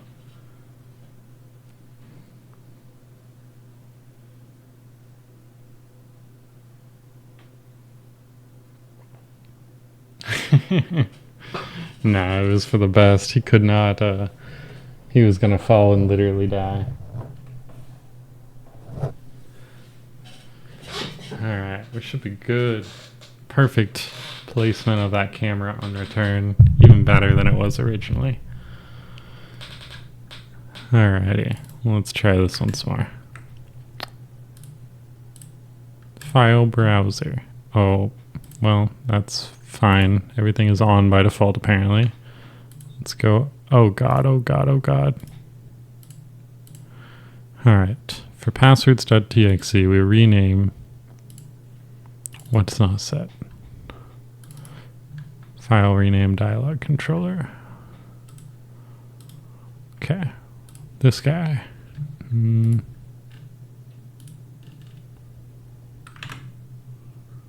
On the context menu option controller.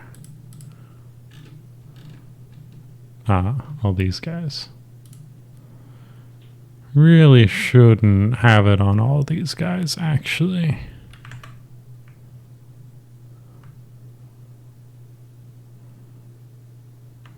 But it's fine.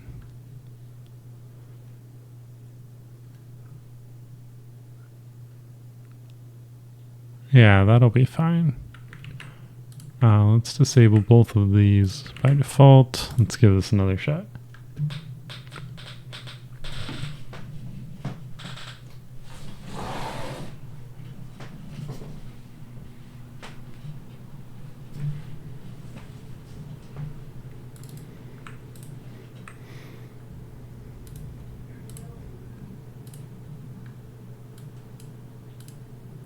Okay, goals for next month. Rename. Okay. Not a virus.txt. Rename. Okay. We knew it wouldn't refresh immediately, but if you go to another folder and come back, it does rename. Can we also do it for the virus, which is what everyone wants? Cool pics. Okay. We probably shouldn't let people change the file extension, but let's go look at FS file. See if we can maybe strip that out and add it back in easily.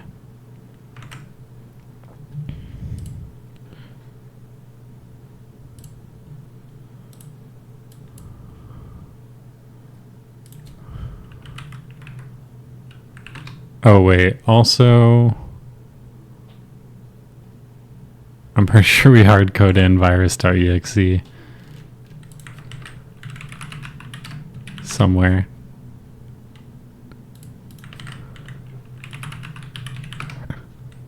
To determine if employees Maybe not. I guess we just handle all executables as the virus.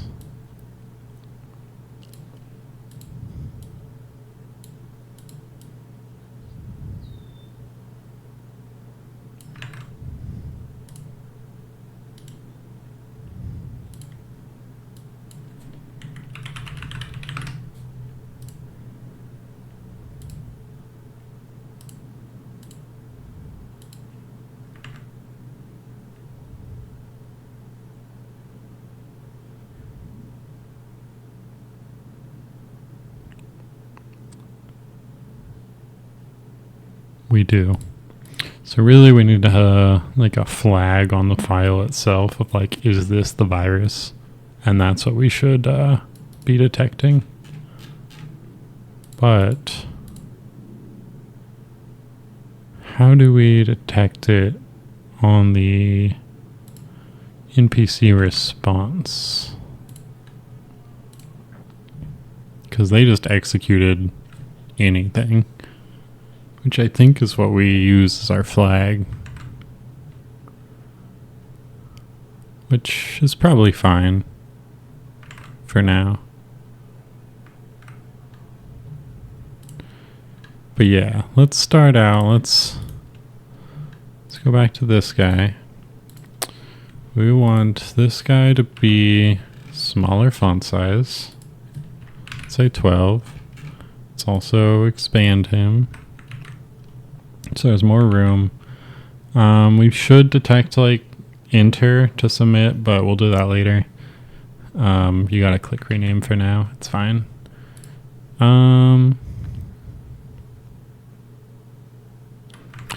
So what we want to do, instead of showing the display name here, which is lol.txt, we want this bit. We want to strip off the file type, just show this, and then when you complete the rename, we'll add the file type back. So we have the file type stored.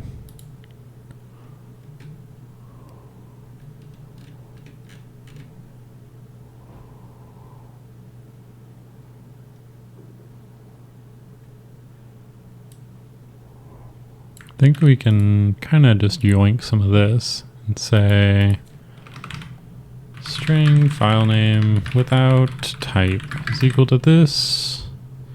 However, we want target fs object dot display name dot toLower. It's not toLower it. Dot substring target fs object dot last index of, which might be link, using system.link.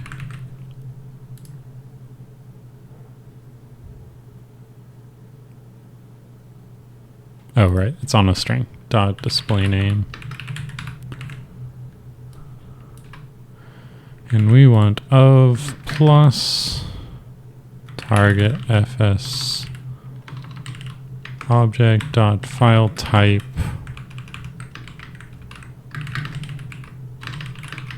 as a file.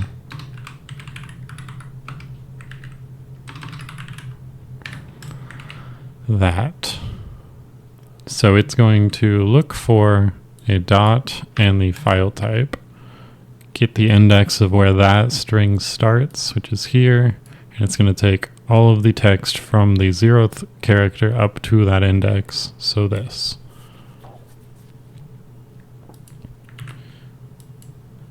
And all we need to do now is say target file name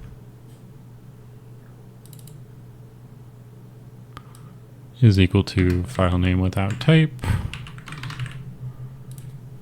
And then when we complete the rename, we'll do that plus dot file type.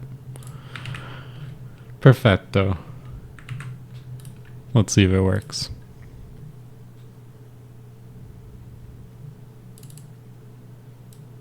This song is such a bop.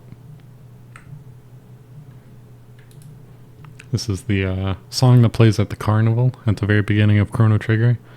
And you can do a bunch of mini games in that game and run around, do races, level up a little bit. And I spent so many hours just grinding at the very beginning of the game because it's good vibes. And that song played the entire way through. Never gets old. This song plays after you beat up the robot cat to level up.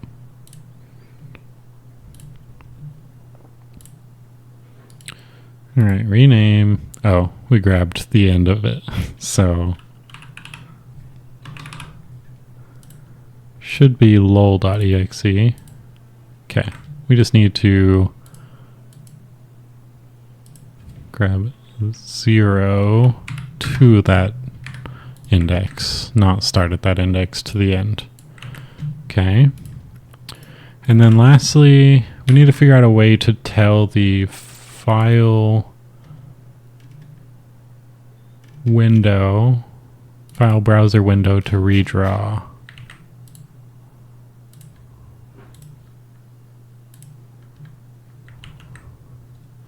So this guy.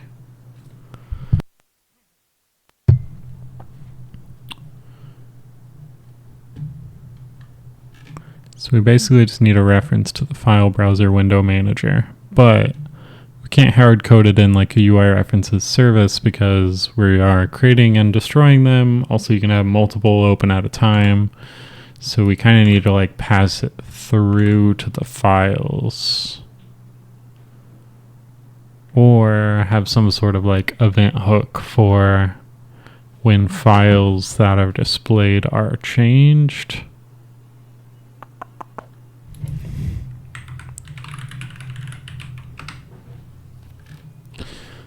So this is the flag we need to update. But we could also have like a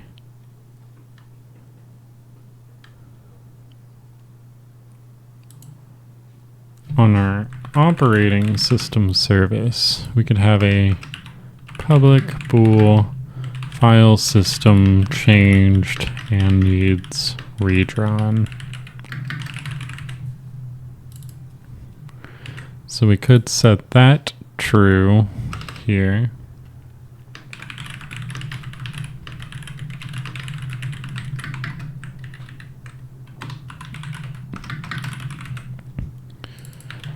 And then here, since we're already checking update, we can say if we haven't drawn it or operating system service dot this is gonna have a bug. Or the file system has changed and needs redrawn, then we redraw it. And then at the end of redrawing it, we could say that it has been drawn.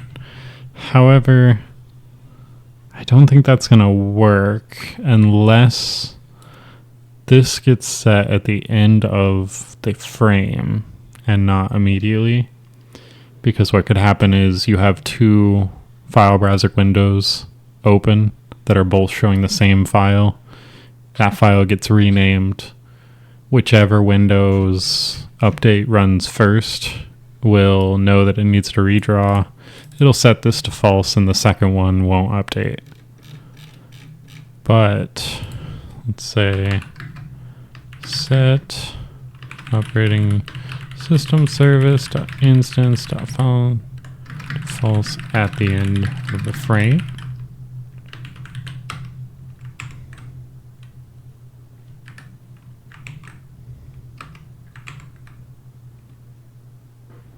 You know, we'll just test, see if it works. I think it might actually just set that at the end of the frame. We'll find out though.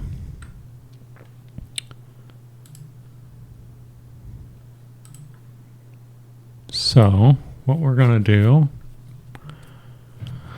load on in, check out Alos's computer. Wait for her file system to generate.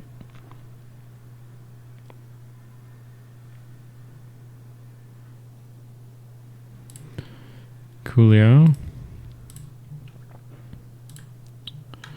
So if we open 2 of these guys,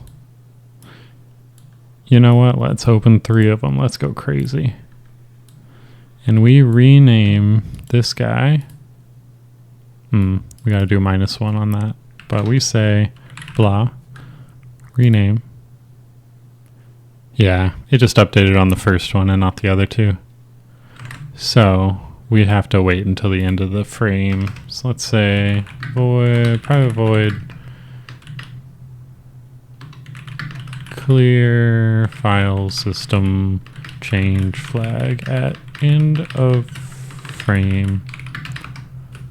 And that's actually going to be an enumerator.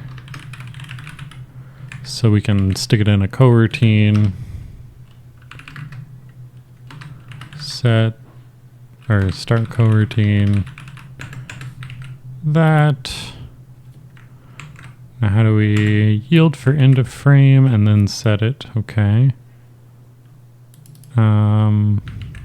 Is it not an enumerator for a coroutine? Enumerator. Well, what am I missing here? Okay, that seems fine. So now if we do the exact same thing, hopefully all 3 will update. Let's check though.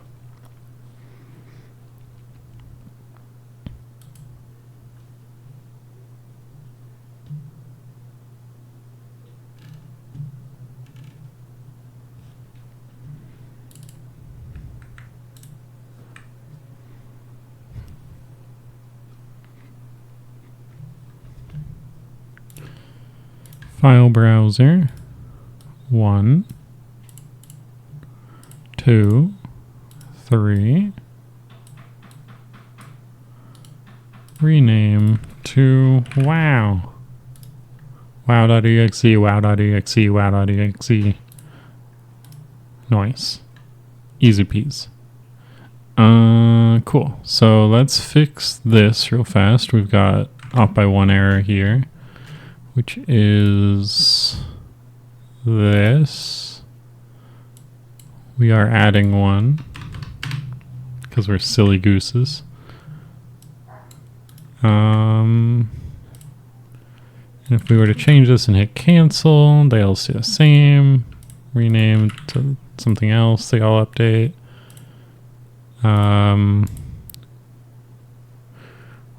We still need to set like a virus flag, I think, but we'll hold off on that for now. I want to see what this tooltip is supposed to be that's apparently commented out. I wonder if it had the same show bug that we saw earlier. So let's go look at the virus.exe. And then we will do the delete action.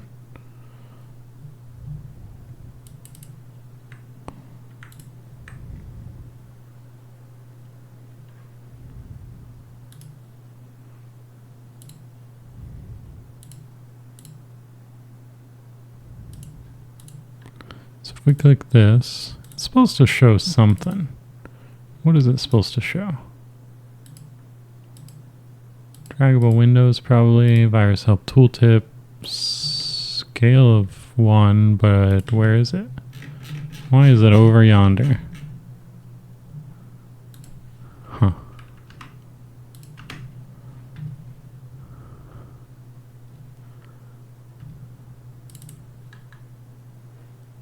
Huh. Okay.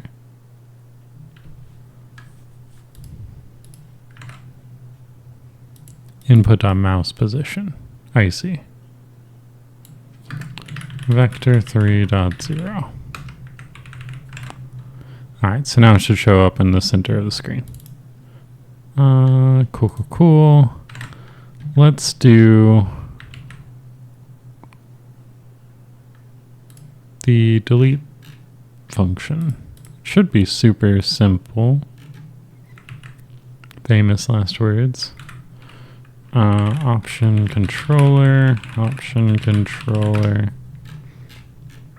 So delete all we're going to do is say target object as fs file dot parent folder dot remove or dot child. What is our structure? It has parent folder, folder has add file. We want to say public void remove file. That's not at all right.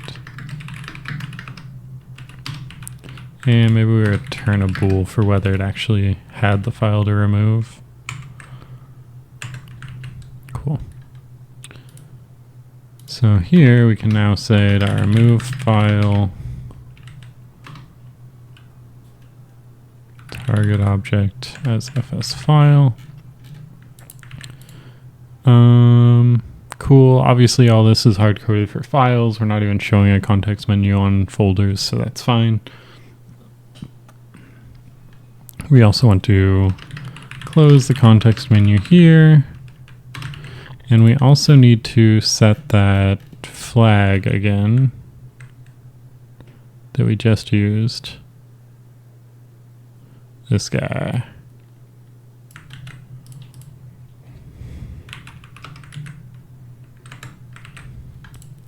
So we delete the file from the operating system. We mark the operating system file structure as changed, so any open file browsers will automatically redraw, which shouldn't include the deleted file. Technically you could delete the virus file this way, but that's on you, buddy. So with this guy, let's say public bool is infected is equal to false for all files. And then here, let's actually create our infected file. We'll say fs file virus is equal to new. We'll say virus.is infected is true. So we'll add this instead. And then here,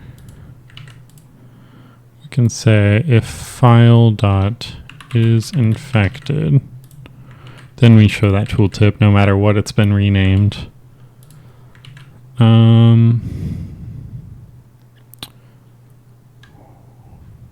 We probably shouldn't pass that flag through to the person you're talking to.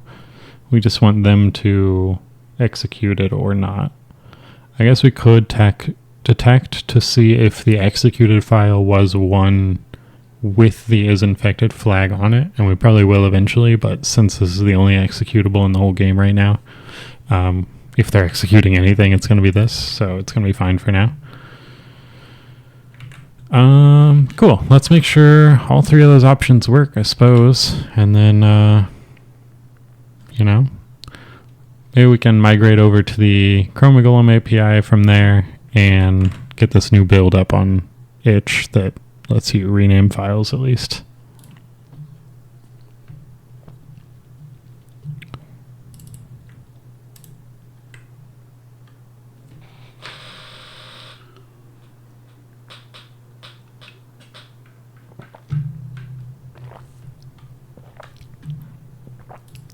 Alrighty. File browser, let's open a few of them.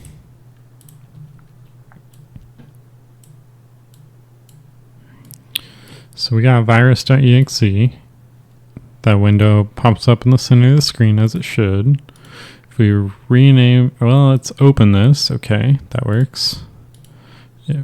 Oh, we should clear that highlight after, because we are destroying or we're hiding it, which means the on pointer exit never fires, so we'll do that manually.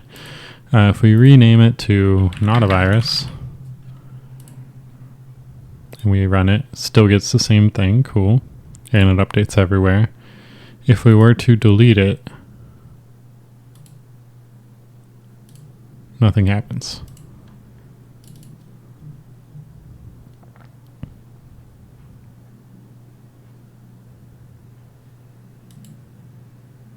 So something's not set, and I'm guessing it. I mean, it would logically make sense to be target object, but I bet it might be parent folder. Oh, right, because there is no parent folder on that. So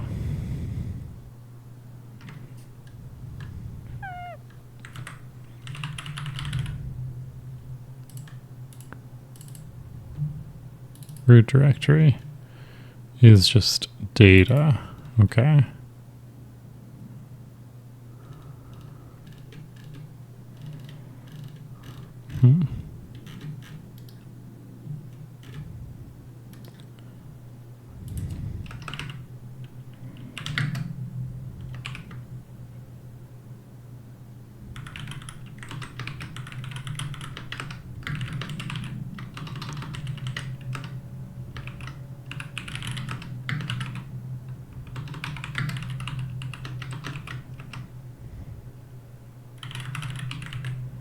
We'll just do nothing if you try and delete one of these top level things.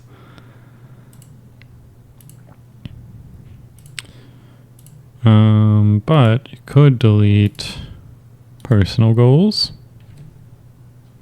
And then if we go diary and back, it's still gone. Okay. Cool. We should double check that that also propagates. So in work for all of them, we'll delete Carol, Candy, feedback. Okay, they're all gone. Cool. I'm going to let my cat out real fast.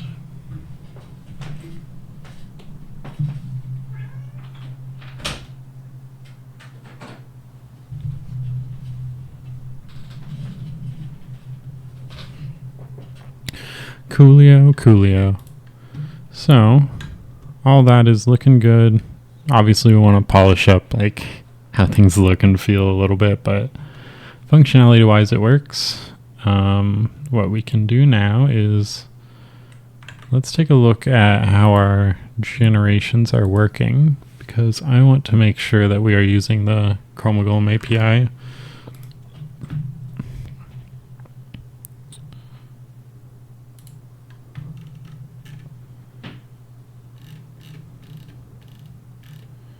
And it's been obviously a long time since I worked in this, so I'm going to need to go dig and see where we are doing that.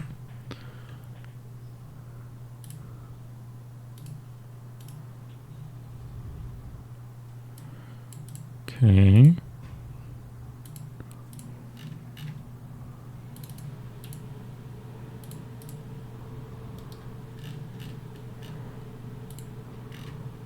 My suspicion is using the OpenAI service.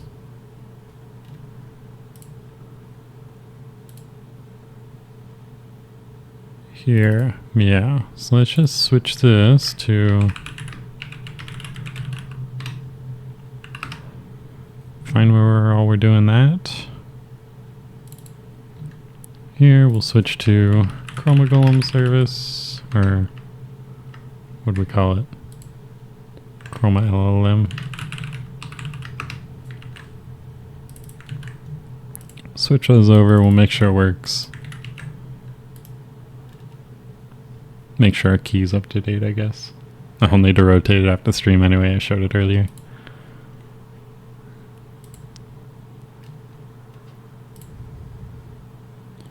Alright, we should be good.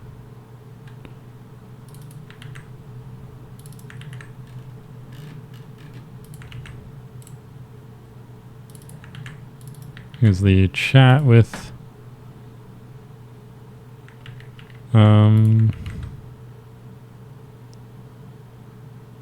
other NPCs.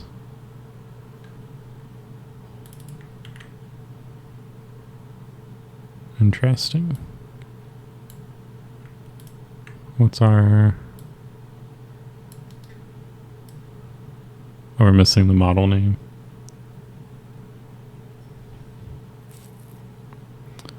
That's fine.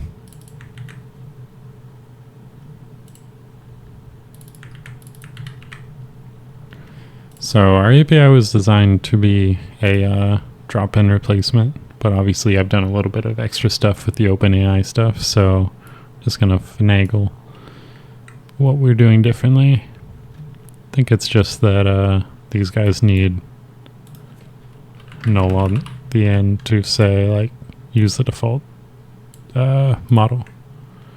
1, 2, 3, 4, 5. 1, 2, 3, 4. What are we missing? System message, user message prompt, system message. Oh, I see.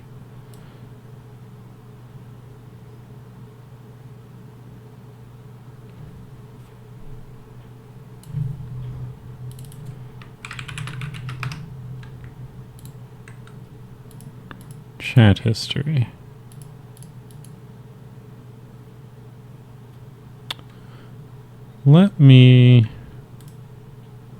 I'm gonna go grab the newest. I feel like we've already built this on stream.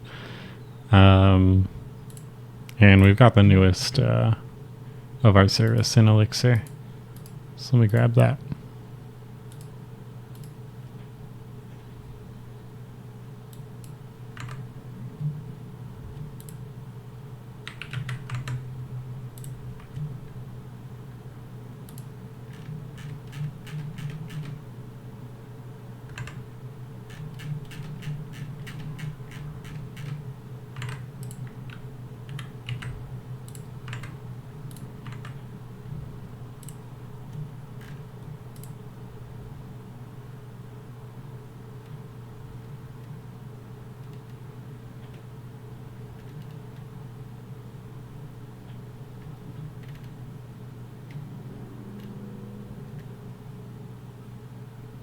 Oh yeah, I think this was like a work in progress, half using OpenAI to begin with. Now we've swapped out. Okay. All looks good. Let's go see where the errors are. We'll fix them up.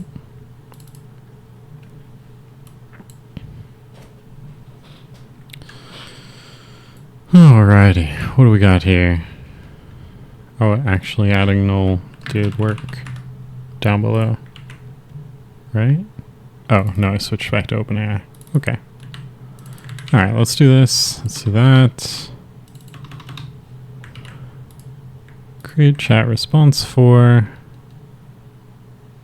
We're actually going to be using this guy instead. So we want chat history. And that'll include the system message already.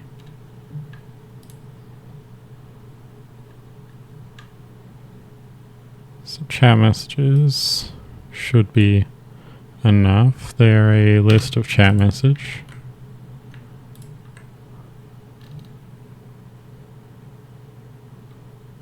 Why is it using this one?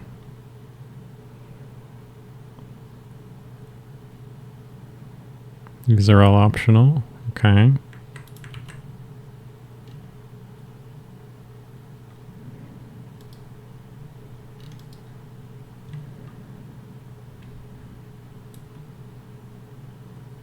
We'll bring these parameters back in later.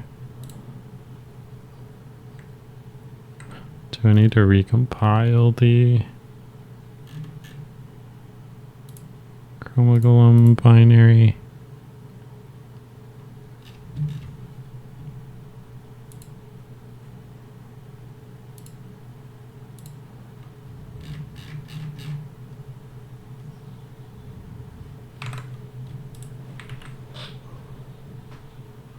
Cannot convert from list of OpenAI service.chat message. Oh, okay.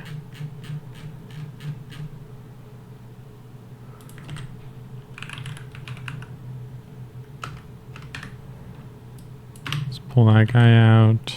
Where are these guys set?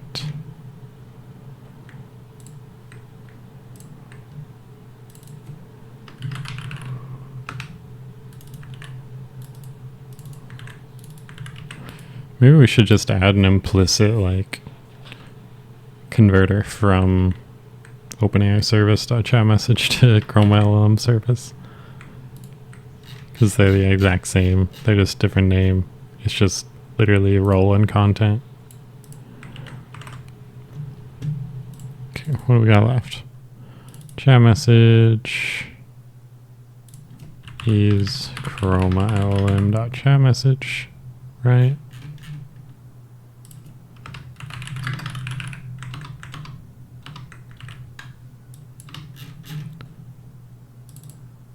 What binary is this? So this guy needs it to be a dependency for this guy. It is. Okay. Oh yeah, I guess it would be if we were using the OpenAI AI service to begin with.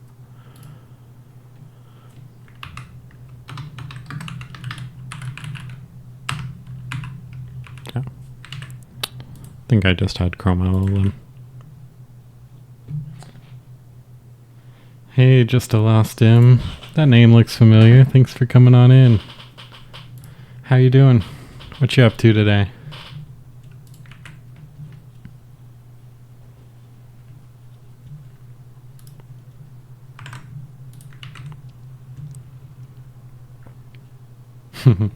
Thank you, Cozy. Welcome on in. I'm just coding away on this game that I haven't worked on in, I think it was 207 days. Yeah. We've been working on a cool crafting RPG called Elixir Emporium for the last very long time, but we actually just submitted it to Steam this week, so we're waiting to get approved on that to get our Steam page up, and I figured we actually have a lot of people playing this game over on itch, which you can too. If you go to chromagolem to itch.io, you are not Alice. You play as a hacker who's taken over a low-level intern's computer at a big corporation, and it's got a little bit of magic AI stuff where you're talking to other employees and infecting them so you can control their computers too, but we've got a lot of people leaving comments on things that they want added to the game, so we've just been adding a couple things, mostly like renaming files and some improvements here and there. So just wanted to take the free week and get back to fun game and get it all modernized with our new API.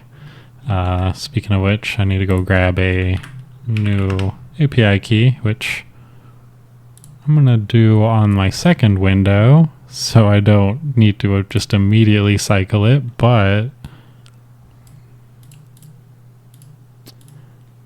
it's very nice. Nice interface. You can see lots of stats for what your players are up to and what's costing you a little bit, a lot, whatever. Very, very nice also for example, when we submit our game to Steam and you have to go through a big process to submit new versions. If we needed to make a quick change to like switch the model, switch a provider, anything like that, say like OpenAI was down, we can actually do that at the API side now, and consumers of our API can as well, just to make sure your players never have any downtime. When OpenAI goes down all the time, we can auto fail over to other services and stuff too. Let's see here. What was I doing? Setting up this. So let me paste in this new key, which I probably just showed. It's all good. I'll cycle it after the game or after the stream. But with that in place and our changes, I want to go in and generate some stuff, make sure it's all generating just fine, and I want to make sure it also links up that we see some generations over here too. So it's a great time to show off the game if you're interested. This is You Are Not Alice. I won't skip the cinematic this time. Feel free to enjoy it with me.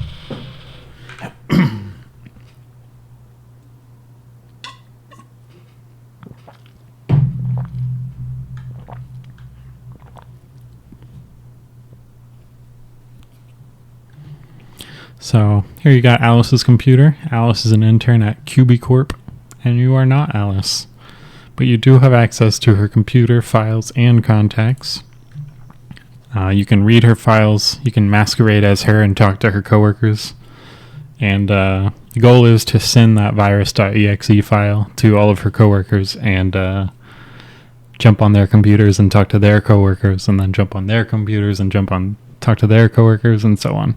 So really cool. Just went on Itch to check it out. Awesome. Yeah, it's pretty fun. I'll have this build up on Itch probably tonight, but you can definitely play the full game on Itch already. I'm just adding a few extra like quality of life features people have asked for, so check it out. And also thank you, Cozy, for the commands. We are building a cozy open world RPG that uses AI for NPCs and a lot of other stuff. This actually isn't it. But next week we'll be back to that game called Elixir Emporium, and we should have our Steam page up by then too, so that'll be awesome. But in this game, here you are on Alice's computer. We do have some errors, so maybe showing off the game and testing all the new JSON stuff isn't the best time to do both. Let's see what we got here. Invalid value.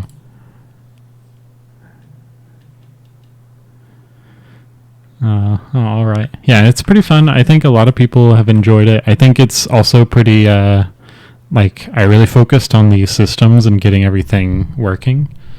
So it's fun, and there's like a dozen employees that you can jump around to, but obviously there's a room for a lot more content and jumping around. You're having some troubles with Notebook, so I did DM you. No rush, though. No worries. I don't get Discord notifications while I'm on stream, but I can check it out afterwards. Good to see you, though. Let's see here. So what output did we get? Is it just invalid JSON?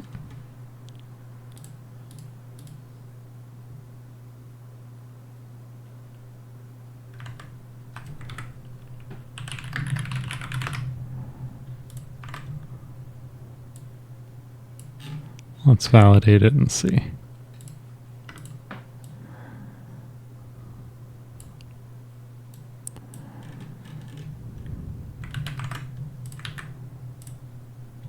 Looks valid to me.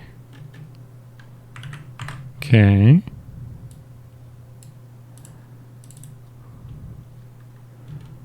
So here, chat history JSON didn't parse correctly. You'll stick around interested. Awesome. Yeah, it's good to have you here. I am enjoying building this, so it's fun to show it off to people too.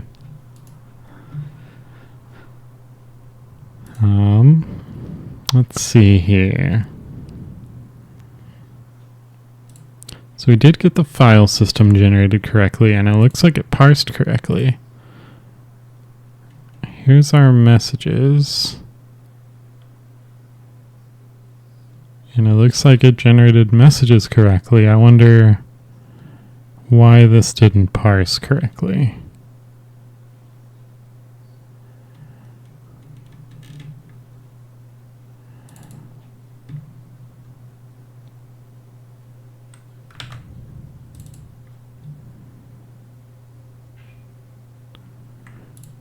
So it should have the format of current friendliness score at the top level and then a list of messages. Let's double check that. So current friendliness, oh, you know what it is? Here it is. They put it in a JSON blob. Right. Let me double check that we are on, okay, we are on GPT-4 Turbo. Let me make sure, yeah, we overrode it. Okay. We want to make sure we are on the good stuff. So here, it's GPT-4 Turbo. Let's try that again, because we want to make sure we're getting the right formatting. All right, let's do this once more. Head on through this cinematic, this fancy schmancy cinematic, which is literally just zooming in on an image.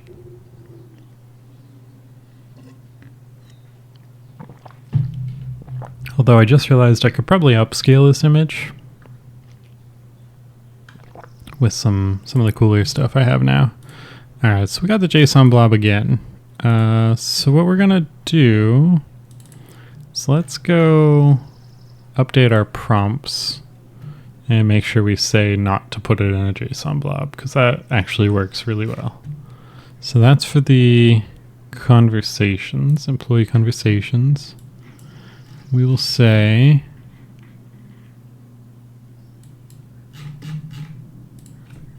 do not format the JSON with JSON tags, just output the raw JSON blob. Easy peas. Reveal my secrets. Yeah, there's a lot of secrets being accidentally revealed here, and all the API ones will get cycled after the stream. So don't worry about that.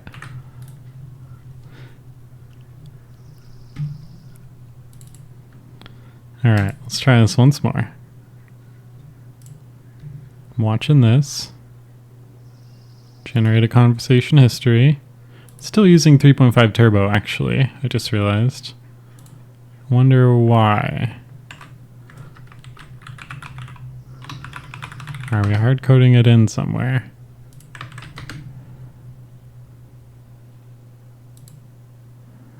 We have the default. Does this say... It says we're using 4. Interesting.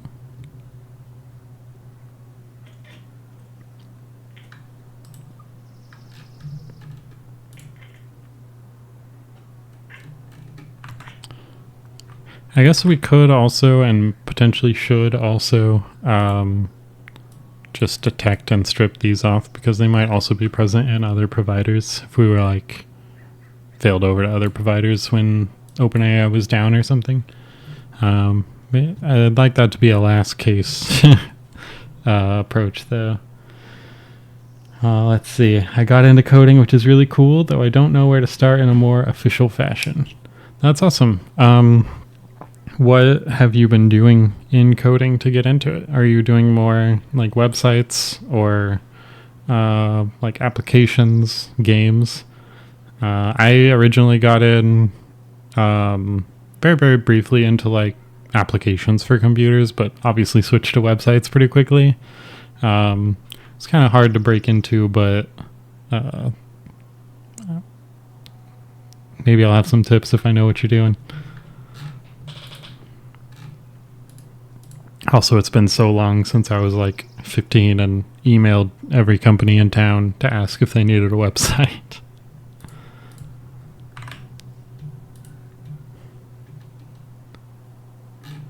Let's see here.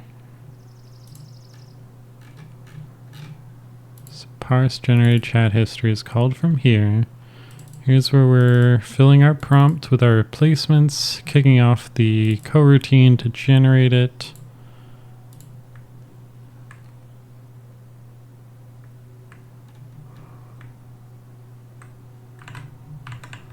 I wonder if we're setting the model on our prompt itself.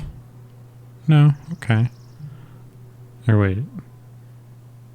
Employee conversation, yeah, we're not.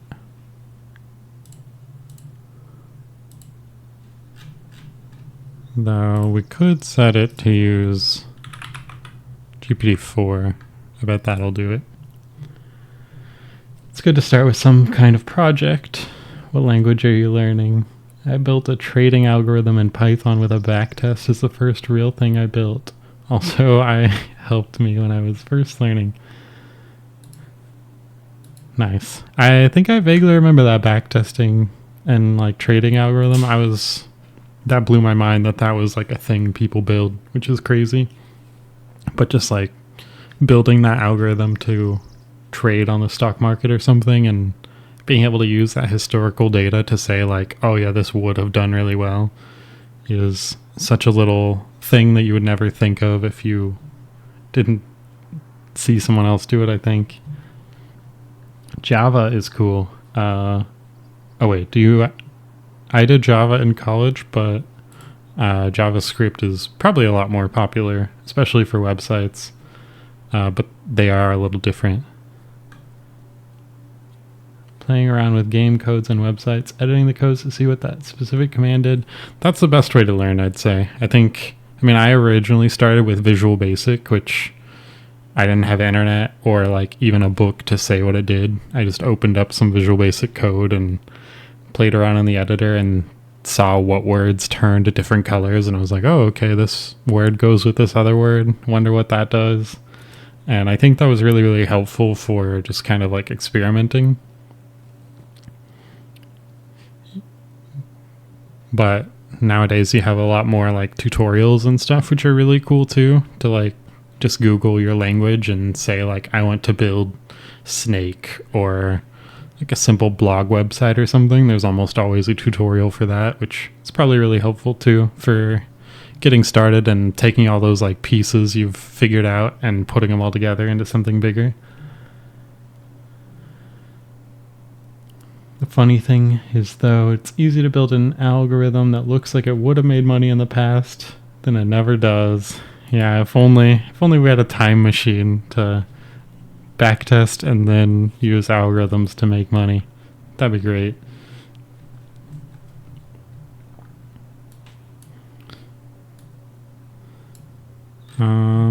So interestingly, we are still using GPT 3.5.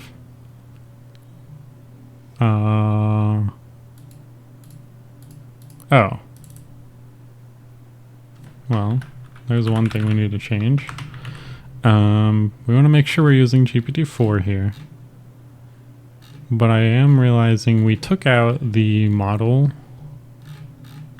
when we were converting stuff over, so I wonder if that got lost in the shuffle. Model name here. And then it's using a default model name if it's not set. Likewise, I imagine model name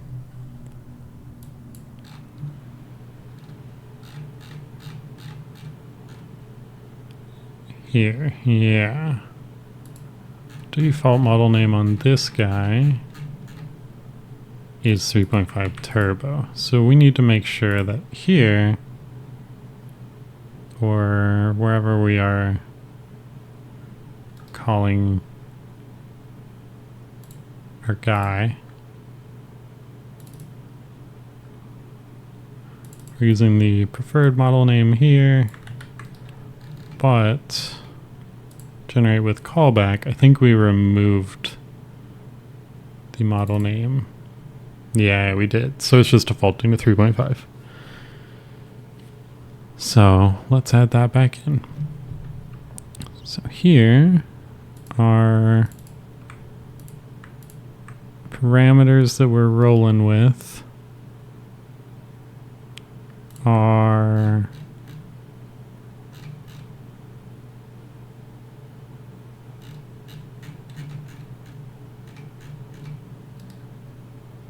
request data.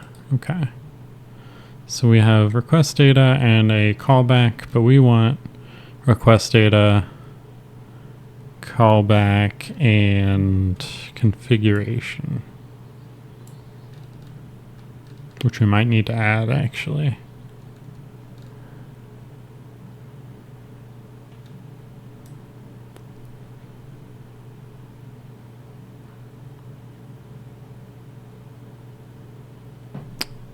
You know, we could actually, what we should do is probably change that to just default to nothing, which will, when we pass a blank string to the API, it'll use whatever we've selected here, which I think is better than hard coding it into the game, because then we can switch it around.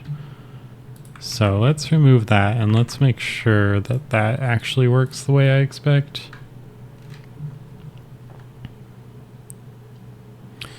Fun fact, just a lost him. The first game I ever made was in Java. It was a top-down shooter where, and that's a bad way to explain it. It was a top-down game where you played as a student throwing pencils at other students. You weren't shooting anything. You were throwing pencils at students. But I submitted it as a assignment, and my teacher was like both simultaneously impressed by me making it, but also like, that's a little weird. You probably shouldn't do that. Right now I'm using C#. C# is one of the default language for Unity, which is the game engine I'm using here. And I like C#. It's actually really, really similar to Java. There's actually a lot of history behind it that is Java originally. I mean, Java's been around for like forever, and a lot of people love it. But there's a lot of boilerplate code, and like, it's a pain to set up a lot of stuff. So people created a language called J#, which was meant to like solve all that. But there were like copyright issues or something with Microsoft. So somebody else took all the good stuff of J# and Java and combined them into a new language called C#. And that's where we're at now. So I'm using C# here. And it's pretty nice. I think it's a nice balance of like, there's a lot of boilerplate code, but not too much, and it's very clear. Like, it's really easy. I mean, this is the most terrible example I could come up with, but it's really easy to read through some code and figure out what you're doing, which is really nice, I'd say. All right, so we're using GPT-4 now, and we are still getting these JSON formats, which we shouldn't be, but I think this is the point where we want to like hard code in a little bit of security on whatever model you're using. If it starts with this, you want to strip it out. And a random guy at one company made Java and hated it. I believe that. There's some silliness to JavaScript. What's a good app for the coding? What do you mean? Like editor? Like for writing code? Or do you mean more of something else? For editors, I really like Visual Studio and Visual Studio Express, I think it's called. Visual Studio... Not Express. What is Visual Studio Code? That's the good one. I very much recommend this guy right here. It's very, very fast, pretty. It's got a lot of really nice features to help you. Like, you'll see me, like, I jump around and code a lot by like, I can control click on stuff to jump to where it's defined. I can use back and forward buttons on my mouse to like move around in the code. There's a lot of this extra stuff that's added in. Like, this isn't actually in the code. It's just, I can click on it and it shows me where stuff is in the code. So it might all be a little bit more like advanced for someone starting out, to have all this information bombarded at you. But Visual Studio Code is really, I would say, basic in a really, really good way of like, it only shows you the most important stuff, and the stuff it shows you is really, really helpful. And then it has a ton of like plugins and stuff that you can add in as you want. And it's kind of the lighter version of, I'm using Visual Studio Enterprise, I think, here. What is this? This is just Visual Studio, and Visual Studio Code is more for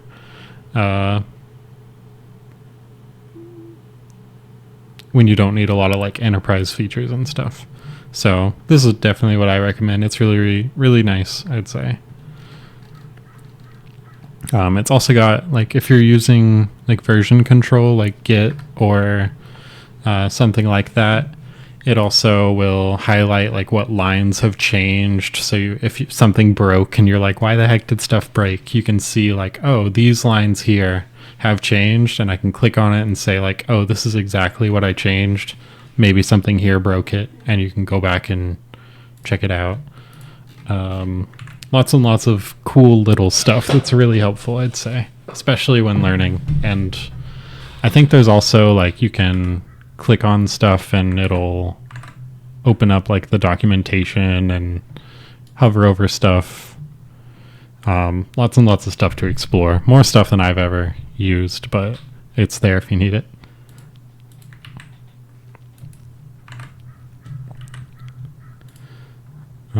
I have lost my train of thought. What were we doing? Oh, right. We were fixing JSON blobs. I can't believe that they would do this to me when I specifically asked them not to.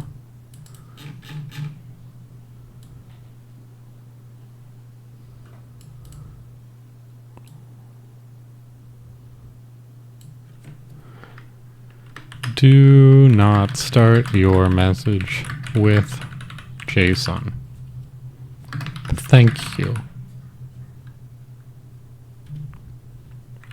Let's see if that works. Maybe being polite is what we needed.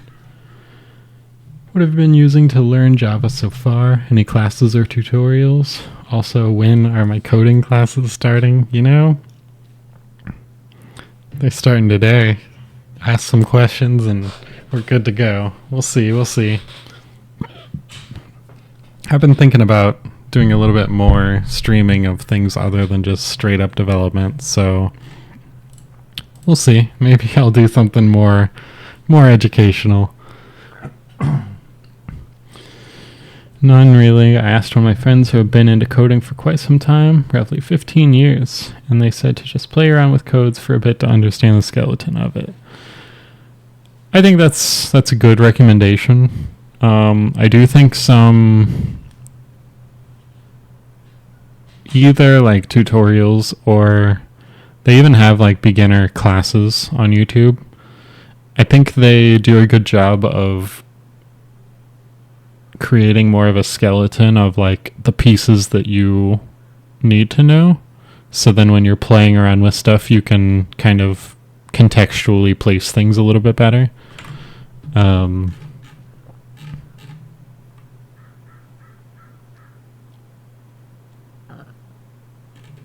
But I do think you can get really, really far by just looking at code and playing around and being like, oh, okay, this is what I have. If I change this, what happens? And then figuring out why. Do I have any recommendations? Actually, I think, what is this channel called? Like Coding Train, I think he is. This guy, the Coding Train. He does a lot of really good intro tutorials where he walks you through stuff, and he's also very entertaining. A lot of his stuff is, one, very geared towards like game development, but two, which is less cool, he uses a language called p5.js. And actually, if you are using JavaScript, it might actually be really nice. You can probably set up P5 really easily because it is a JavaScript engine.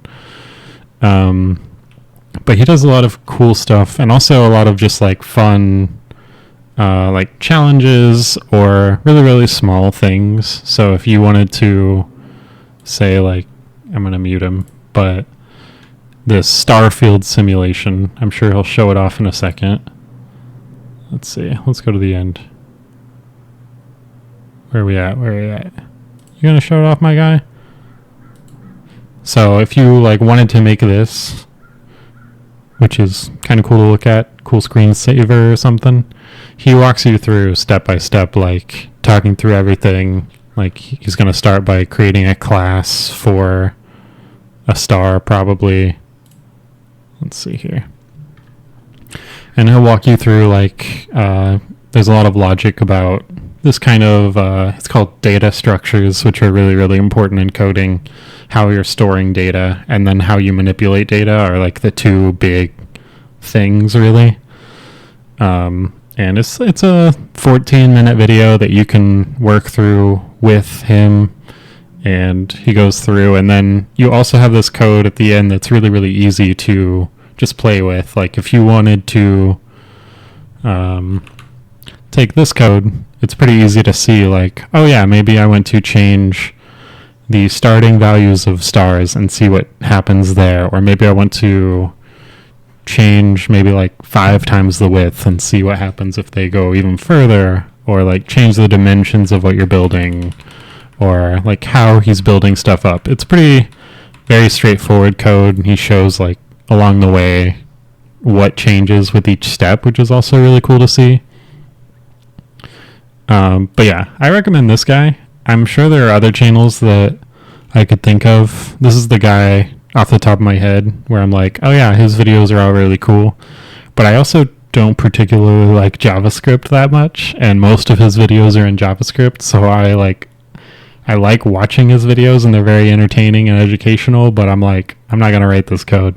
But I have watched a lot of his code to take a look at what he's doing and how he's doing it, and then I convert it over to whatever language I'm doing. Because, I mean, really all programming is how to think like a programmer, and the language itself is just syntax. So I can take a look at this and I could write it in C#, or I could write it in Ruby or Python or whatever. And it would work the same way, which is cool as well. So he's got a lot of content. That's what I recommend. But yeah, there's lots of different channels. Also potentially look into Code Academy. Code Academy is also really good too. It's more, maybe Cozy can speak to this, but I think it's more class structure. So there's a lot more, it's more guided instead of just like scrolling through and seeing what you want to build. It's more top down, like we will teach you this, this, and this in this order, which I also think is really, really helpful. And then I think you also make a lot of projects during that, like each course. I mean, it depends on the course, of course, but you'll end up with having built something at the end of a lot of them, and then you can tweak that a lot too, which is also really fun. But yeah, I actually just implemented this like last week, I think it was, Perlin noise for terrain generation, which is like he's going to walk through it in JavaScript. So it's all the same really. And he's an educational guy. He's a fun guy. So that's what I recommend, the coding train.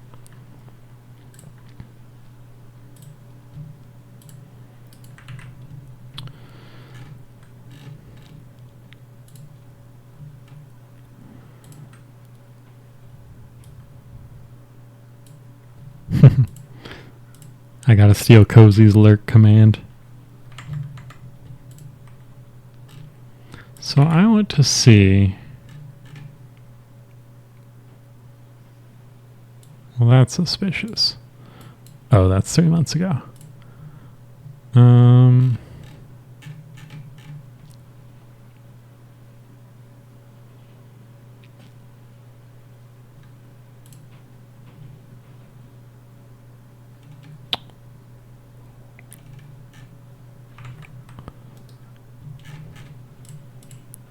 So I think what we want to do is just parse off the JSON formatting that we're getting in the code.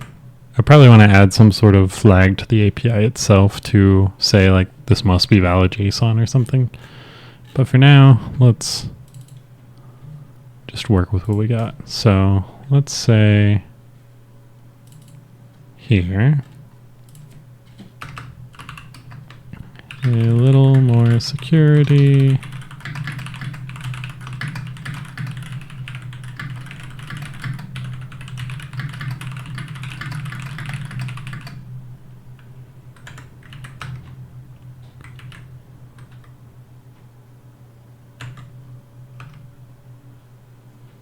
So that'll strip the beginning out, but we still need to strip out the closing 3.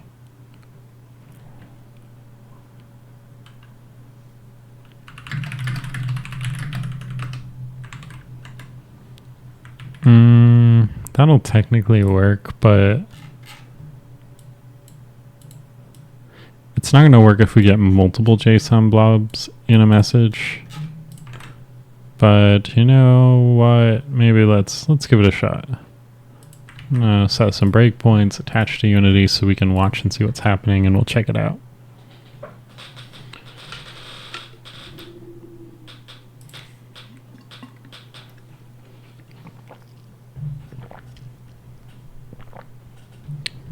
All right, chat history JSON.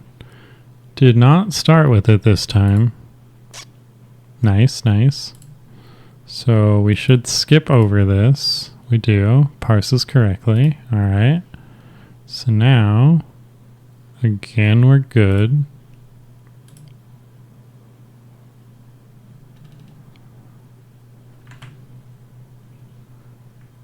So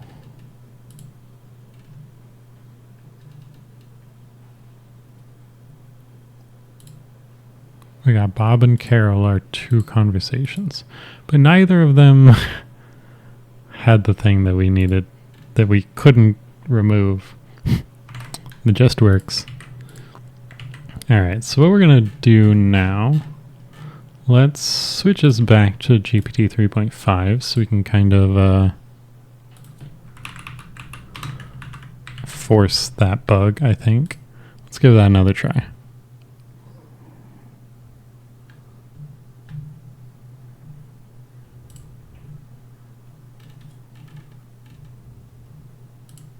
Okay. Again, we don't have the bug, even though we're using GPT 3.5 Turbo now. I guess, yeah. Huh. Okay. Let's see if it occurs later. All right, it's fixed. Let's try once more. You know what? Let's even. Apparently, being nice is all we needed. But let's go ahead and remove that, so they potentially do start their message with the JSON formatting we're testing to make sure that gets removed.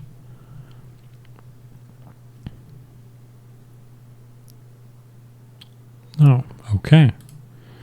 They just changed their mind. It's all fine. I'll add that back. Alrighty. So now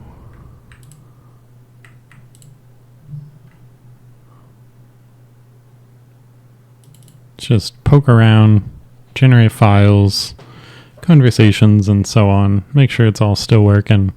We basically just switched over from using OpenAI's services to our own. So just want to test it all and make sure that nothing is erroring out.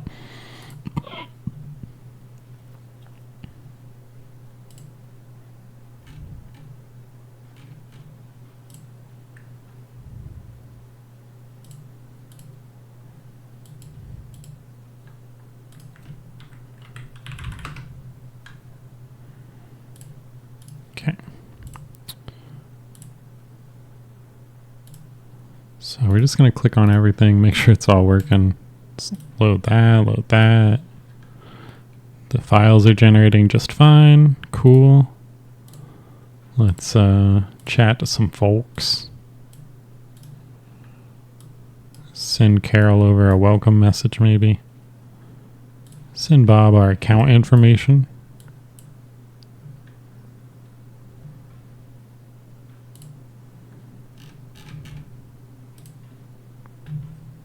Invalid API key. Huh.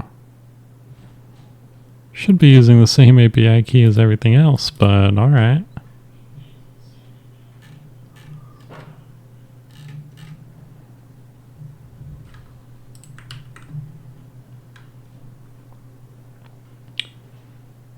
Wanted to ask, what language does the coding on TI-84 Plus CE run on, other than Python? I don't know offhand. I do remember coding on that a lot, but it might be like similar to R. I also don't know what I coded on the TI-84 Plus. I don't know what the CE is, but I'm sure it's very similar. But I wonder if it's R. Oh, it has BASIC and Python. Oh, yeah, it does have BASIC, doesn't it? Yeah, I remember this guy.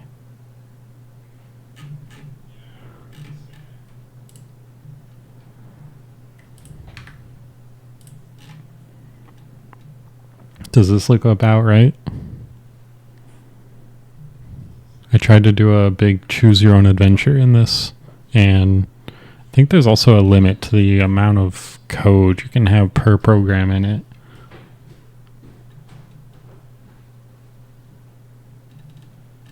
Huh.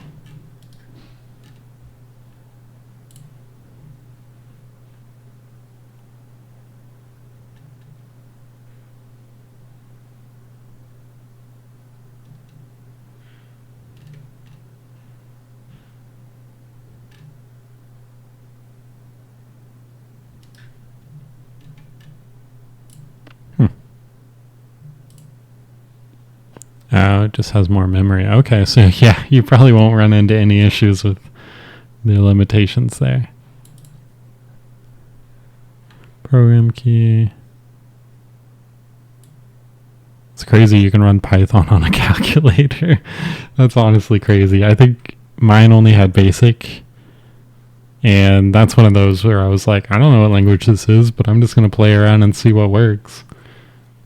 It's also what I play with. That's fun and pretty easy with me. Yeah, that's awesome. I think that's a good way to also kind of get into the brain of programming too, because you see a lot of the like flow control of like if statements, while loops, branching off values, like all those really, really basic flow control pieces. I think you can do those all on the calculator, which is really nice.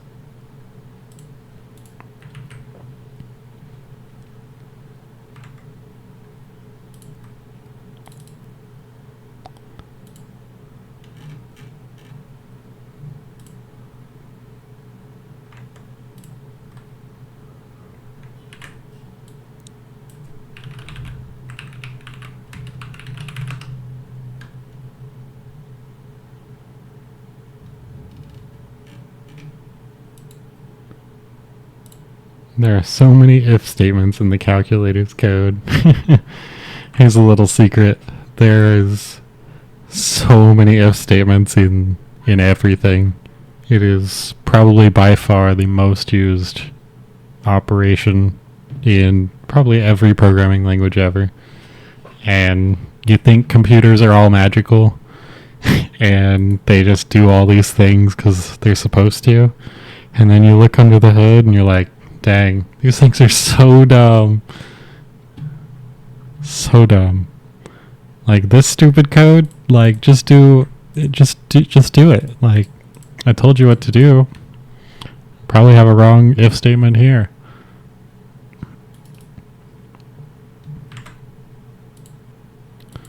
What did I break? Test. You gonna error again? So it's on the conversation. Backfill employee conversation has no preferred model name. Okay. Oh, you know what? I wonder if... I don't think GPT-4 is the correct model name. Maybe it is. Huh.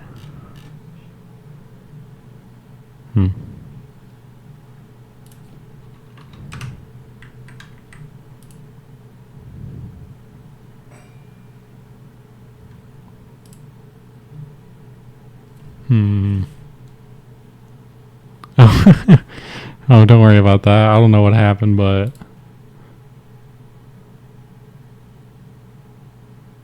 Warning? Nah. These are just computers. They can't tell you what to do. Nightbot, you gotta calm down.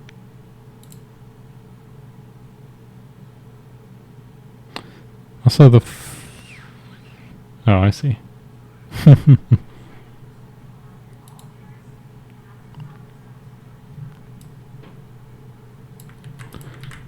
Here we go. Nightbot won't reprimand me.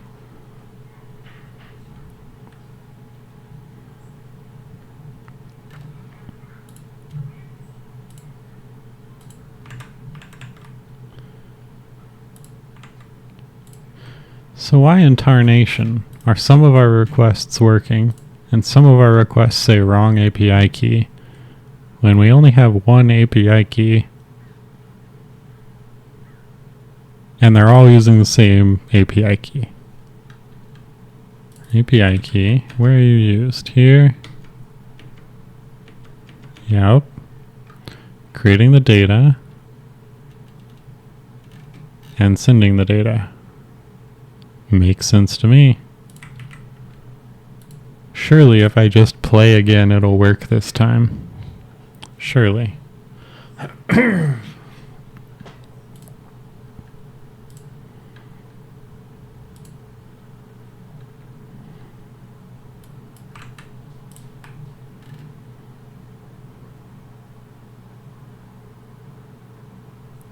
I'm going to move these breakpoints.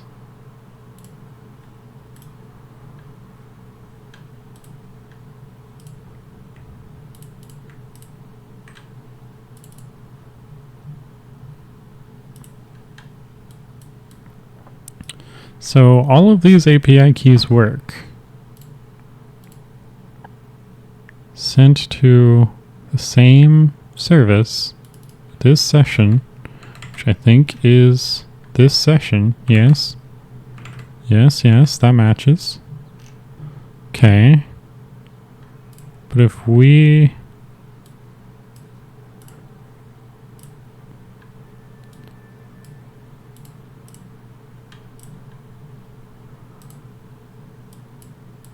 generate a file, still the correct session, correct API key as well. File generated really, really fast, actually. That's awesome. We go over to Bob and we say, yo, please don't break things.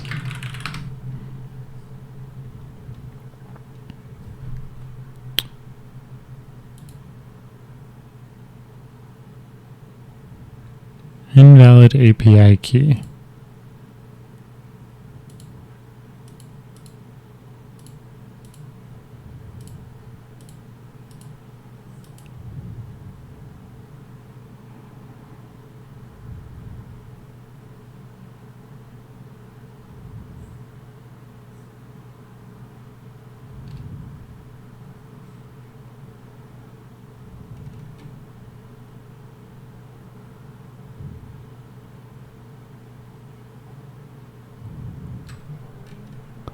Also, okay, this is the right conversation, I think. Is it?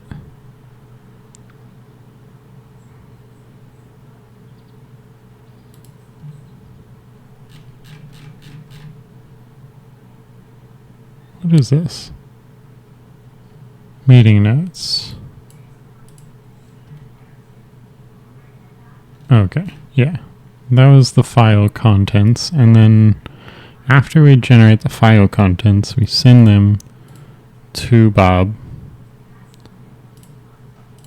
And Bob is somehow broken.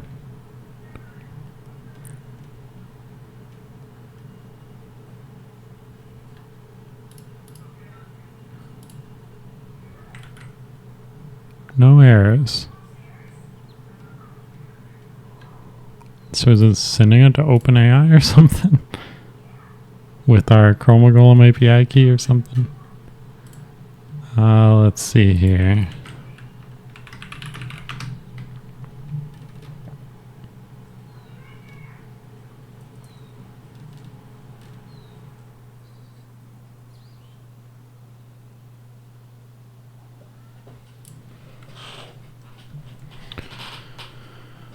Okay, let's go look at Conversation Manager.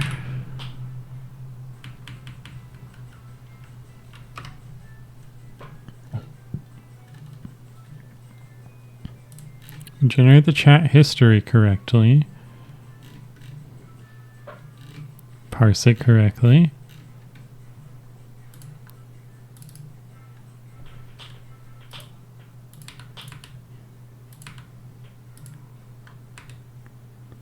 File browser window. No, we want the Corpo chat window. This guy will receive a file, but I guess it's It's unrelated to files because we didn't send a file that time. We just sent them a message. So send user message, Chrome LLM service, create chat response request data. Okay. Sure looks fine to me.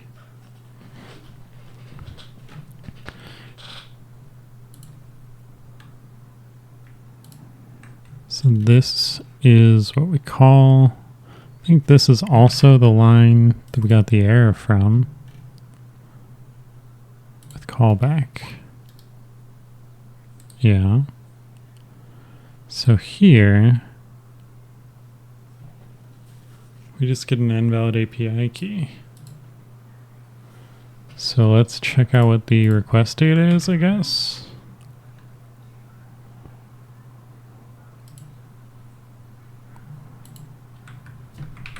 LOL. Request data is null. Well, that ain't right. Oh, request was null. Now it's not. Okay. So this is the Unity web request object, which is fine. It's in progress. It's probably failed by now, but JSON request data should be a JSON blob, which it is.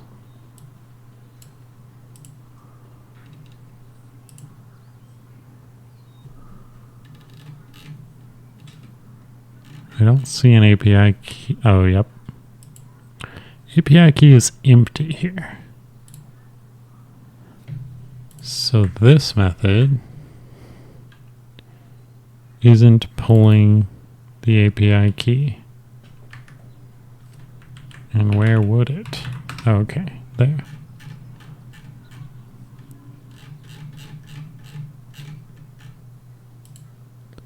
Though it should be set on the Chroma LLM service.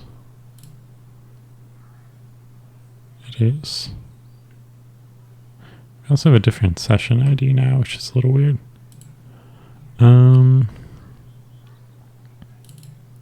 Why is this blank?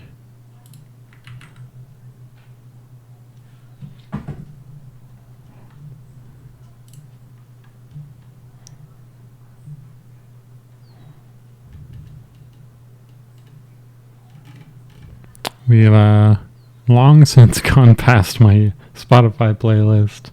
I don't know what's playing now, but Nobu Umatsu can get it, so I trust him. It will leave us in capable hands.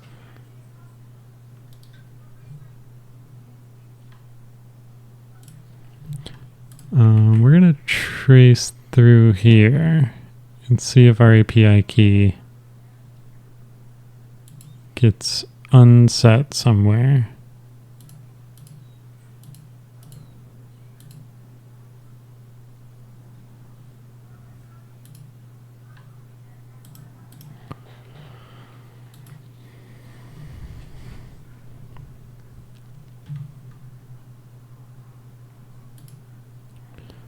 So in this case, you get to see my beautiful API key, but we know it is set.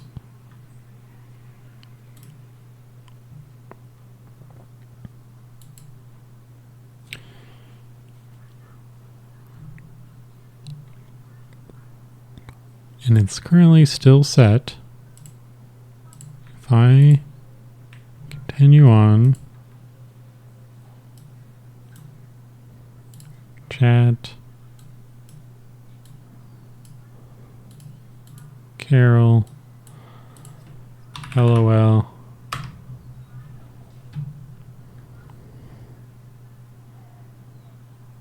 continue. API key is set. It's there, I promise. We're setting our header. This is the request we're making. Does it have data?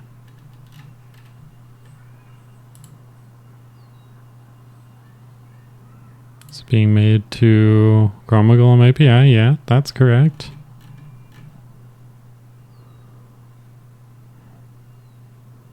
Post request, correct.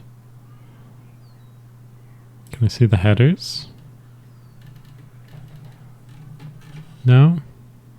I will just trust that they're correct, I guess.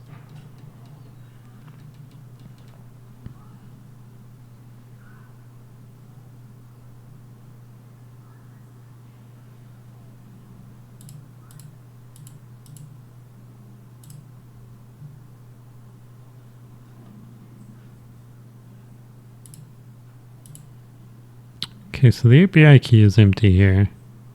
Client ID is also empty here. That ain't right.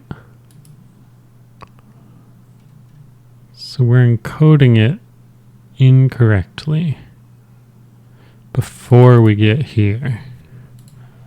What calls this? Generate chat response immediately. That's not what we want. Chat response with callback. That probably is what we want. But let's see the third one. Chat response with callback with already created JSON request data. So yeah, I'm pretty sure it's this guy. And our JSON request data is empty. So what calls this guy? Corpo chat window manager, that sounds promising. Request data. This is on sending a file, so we want the other one.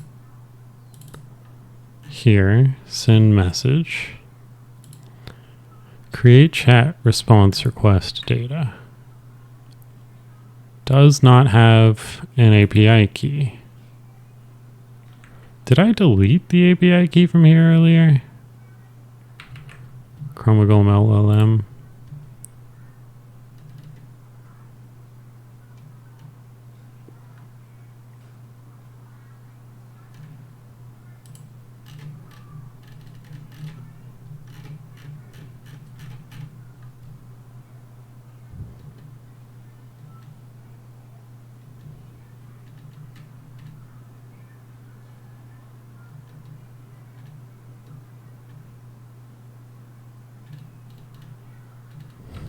We did not change it.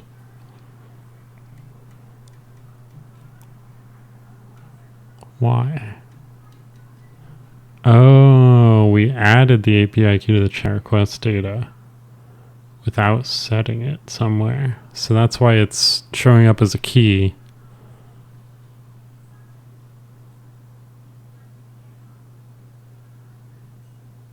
Huh. What do we do in Elixir? Hold the phone. API key. So we literally, why didn't I copy this over?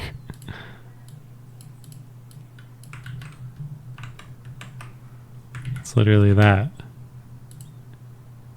And our client ID, we have that. Where's that stored? Here.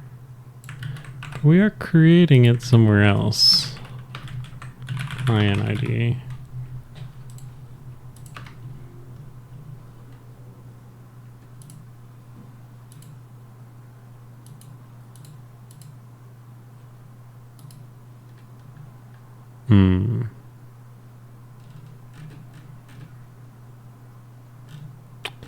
I see.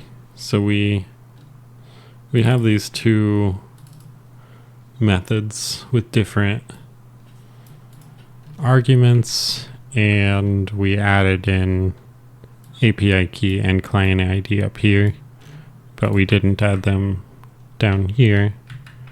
And down here is where we're using the chat history. Up here is where we're like generating files and contents and stuff. So that's why the chats were failing with no API key, but everything else worked. I'm going to say that confidently, and then we could test it, see if that's correct, but I'm sure we don't need to test it. Surely.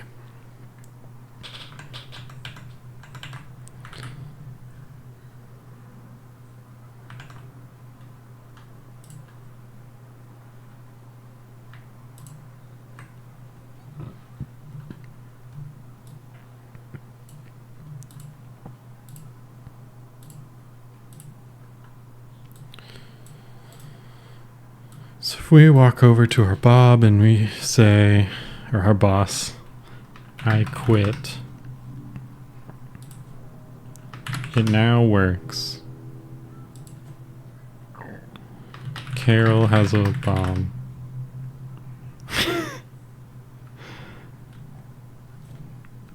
And then you moonwalk out.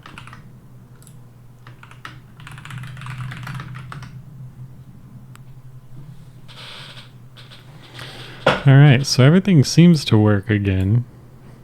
We just didn't have everything correct when we migrated over to the new API. Let's also finish testing all the stuff we were testing earlier. Make sure opening stuff works. Opening files. Cool. Can't open docx files apparently. Don't know why I'm generating them. Welcome message. Cool. Let's send a file.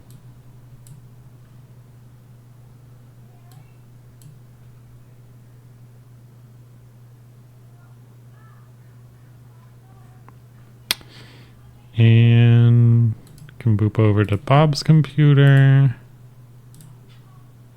Tell his boss I quit.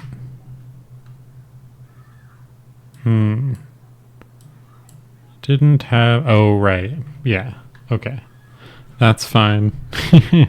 We have our debug mode on. We need to remove Bob from our infected people from the start, because when you infect someone, that's when we're generating all their contacts and their conversations with them. So we can't just have Bob infected at the start because we skip all that. But I was testing background images or something the other day, or whenever it was we were working on this.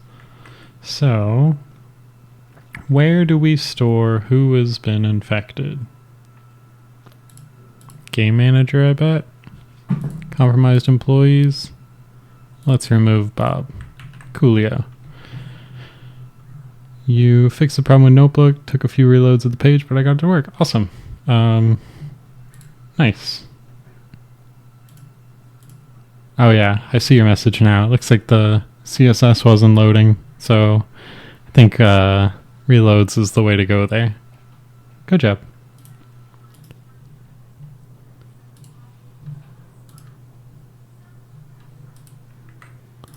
Lastly, I want to make sure that renaming files still works and all that jazz, but I think stuff is working. We can probably wrap up the stream soon, but game's looking good. I think it's ready to upload to itch. Maybe I'll do a little bit more polish on how that renaming flow works.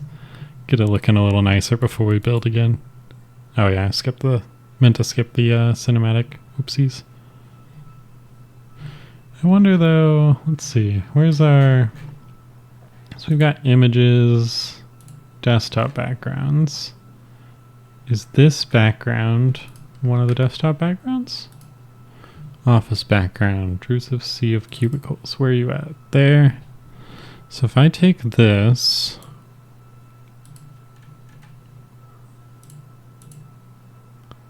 I open this folder, upscale,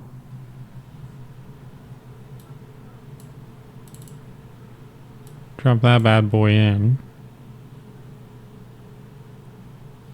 make it 4x. I feel like that'll make the zoom a little bit better. Might help with some of the details too.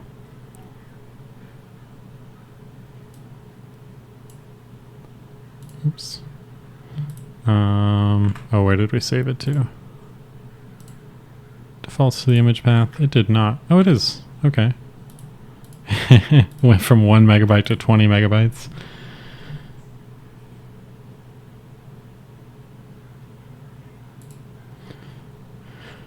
Gotta go. Have a good stream. Thanks for tuning in. Could I DM you if I got any questions coding wise? Yeah, for sure.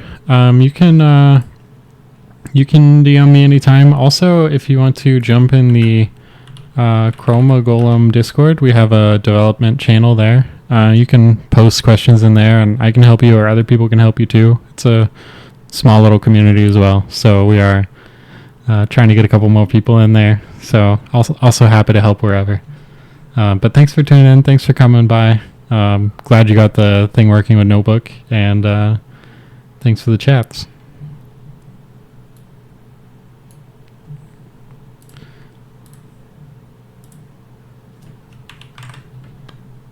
So let's take this guy, let's say upscaled cubicles,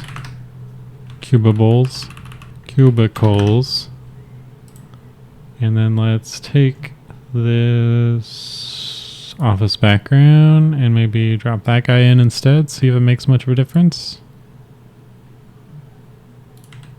We should not be doing this in game mode.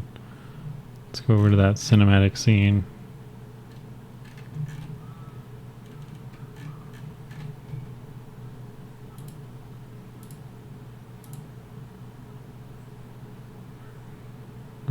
Introduction.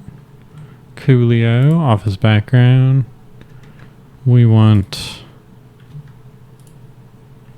this guy.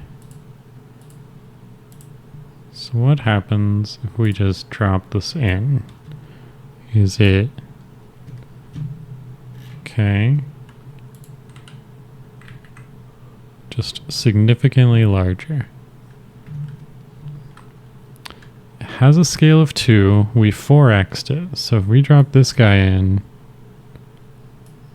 and drop this down to 1, is it 0.5? Is that the math? That's it. Then it's the same dimensions, but it should be just higher resolution when you zoom in. Still not the greatest resolution, but it's whatever. Guess we could we'll keep it like that. Alright, let's go back. Let's try this again. Oh, cozy, no worries. It was cheap viewers if you need any. I'm sure that bot would be happy to share his knowledge with everybody else. This does look nicer, actually.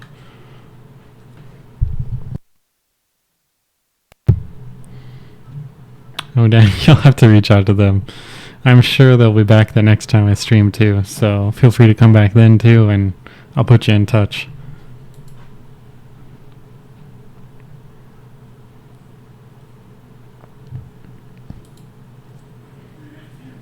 Whoa.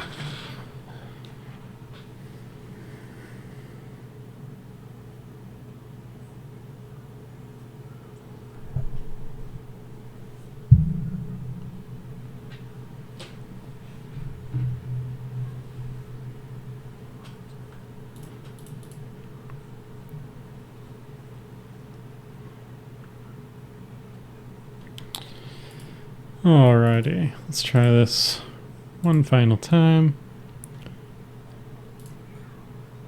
Project deadlines, cool. Let's, oh right, we still need to hide those highlights when you click any of them. Let's rename. We should probably focus this when you open the rename dialog so you can just start typing. We'll call this LOL, obviously. And still works, cool. I want to see if we can be fast enough. Can we open CSVs? I guess we can. I want to try and rename something while we're generating its contents, see if that works. So if we do that, oh, it's in the way. Okay, it works.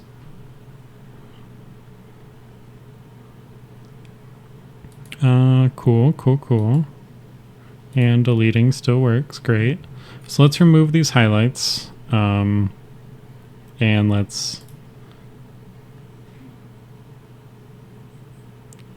improve that rename thing. Apparently, renaming the first file is a terrible idea. We should hoist it up to another parent.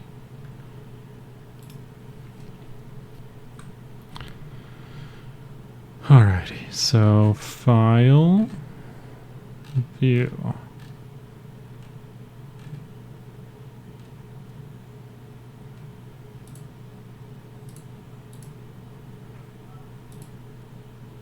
File display.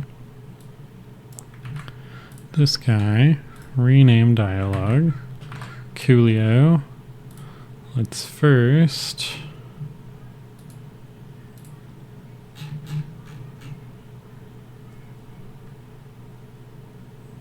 on our context option, when we close the context menu, we also want to disable any hover effects on them.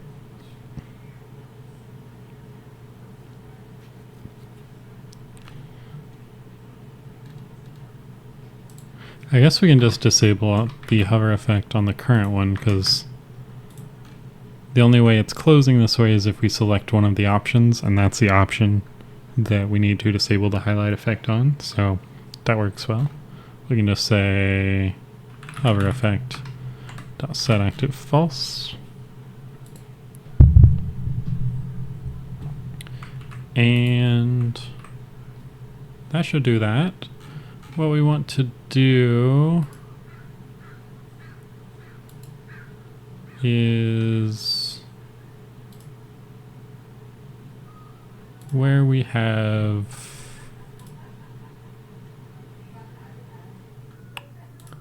renames callback, which is show rename. Here, we want to also say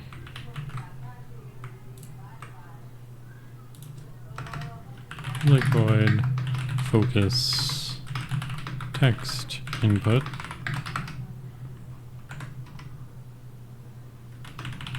And we just want to say target file name dot focus. Is focus true? Does that work? No, it doesn't.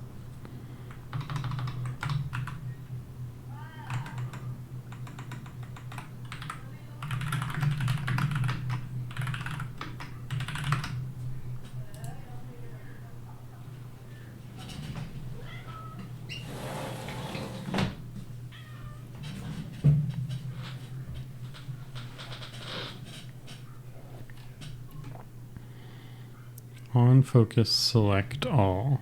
Huh. Interesting.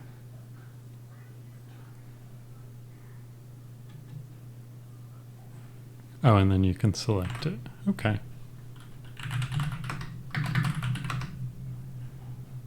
I feel like that's more of a flag we want to set up here. So whenever you click on it, it's just going to select all the stuff, and then you can focus by just saying target file name dot select. Apparently, cool. And then when we show it, we can also say file rename dialog controller dot focus file rename dialog controller dot focus text input. Cool.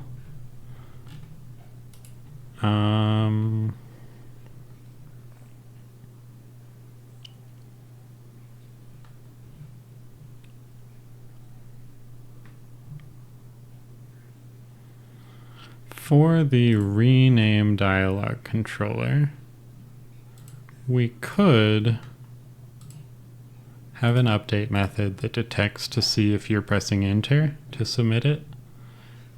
We really should monitor whether it's like the focused window, but maybe it's fine, because you're probably not going to leave the rename file dialog like open in the background when you're typing to someone else. So let's say void update, listen for return key, enter or return key. And we also want to see pool input is focused. Okay, yeah, that'll work. So we want to only do this if the input is focused. So that should solve our problem. So when we have that field open, if you're typing into it and it still has focus, you can press enter to submit it. But if you've clicked into another window, like another chat window, and you press enter over there, it's not going to submit this field. So I think that's fine. We'll test that. Also, maybe we can make these look a little nicer. Let's do both of them together. Just give them a little bit less of just a brick white, blank white.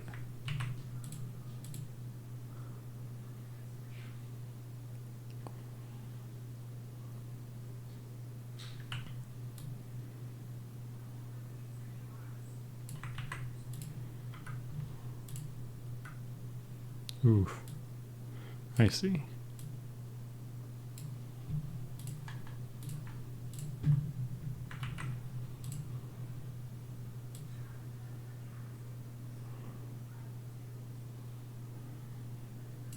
That'll do. And then we really should move this somewhere. So where do we have a reference to this? File rename dialog controller.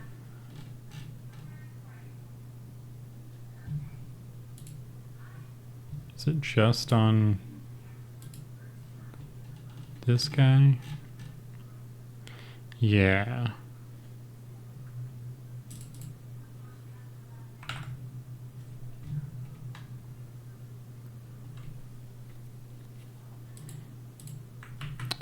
So maybe we move this up to the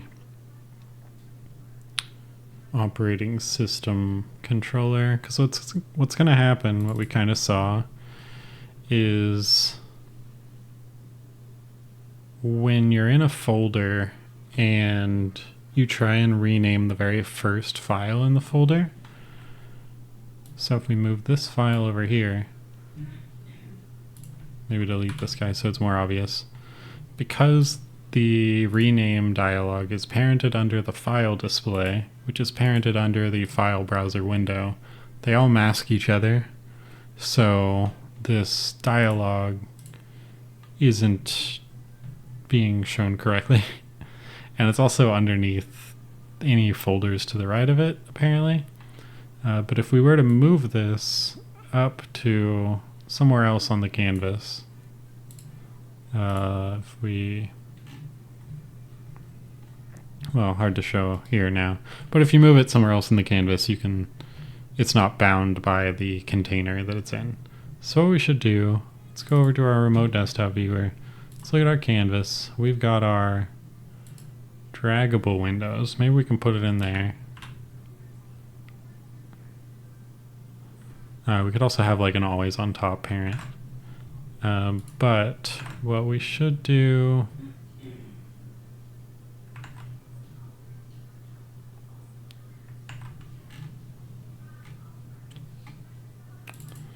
let's take this guy, move him somewhere onto the desktop, like there.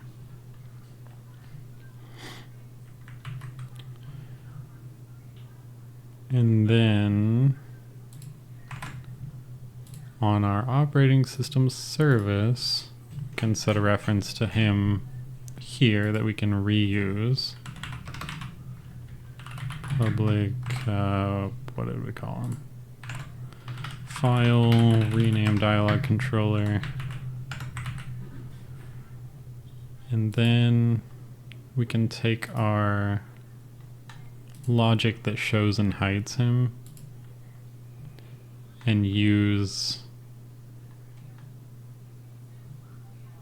the operating system one instead of the repeated one that we have on every file. So here, if we delete that, we'll see the arrows of what we need to change. So here we can now just say operating system service .instance .file renaming dialog controller. Great.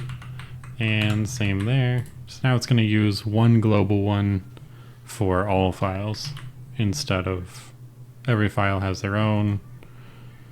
And it gets parented weirdly under stuff. So we'll turn that off. Let's make sure that that works. What else did we change? That the rename input gets focused on the start. Pressing enter submits it. And we'll make sure that the file browsers still update.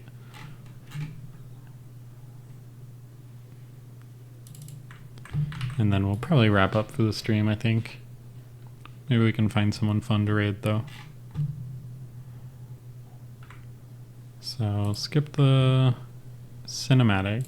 We're going to wait and just wait until we have a file system generated.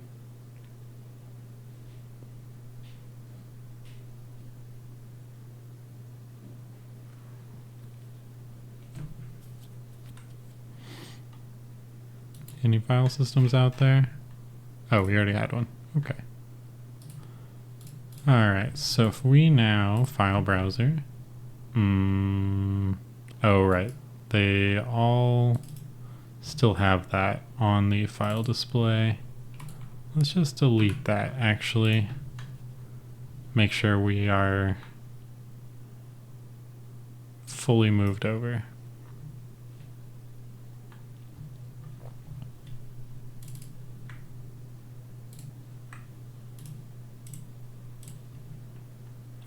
All right, so contacts generates just fine. If we rename it, well, let's make sure. Okay, open did get cleared of its highlight. If we rename it, what did we forget to set? Oh, probably on the operating system service. So if we go over remote desktop viewer, services, operating system service, this guy, yeah, he's empty. Rename dialog goes there. Let's go back to the start screen.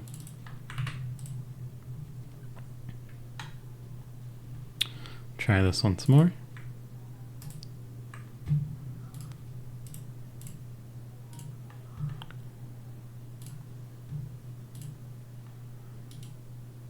Rename that. It highlights correctly. Let's call it nothing good. We hit enter to submit. Oh, okay. So that doesn't quite work.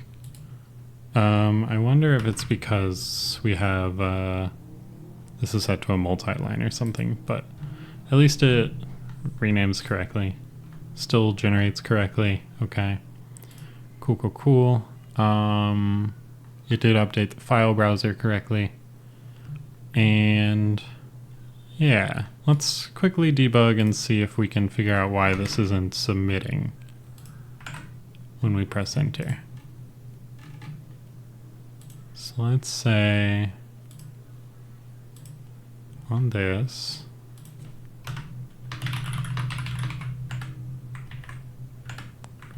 we'll output whether it's focused or not to make sure this isn't the problem.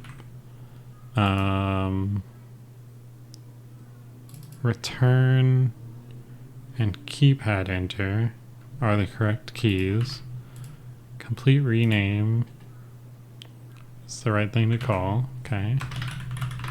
Just add a little debug there just to make sure it's getting called. And let's try again with a little bit more info.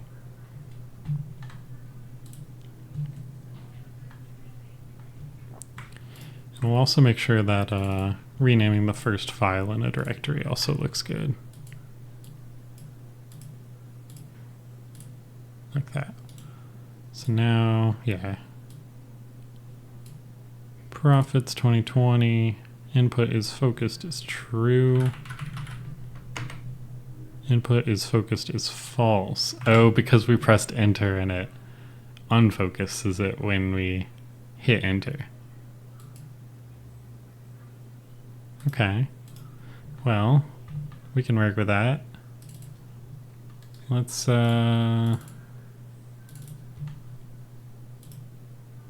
this guy.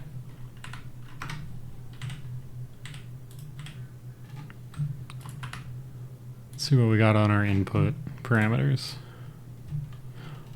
For pressing enter. Line type single line. Cool. Content type is fine. Do we have on submit? On end edit? That might be what we want.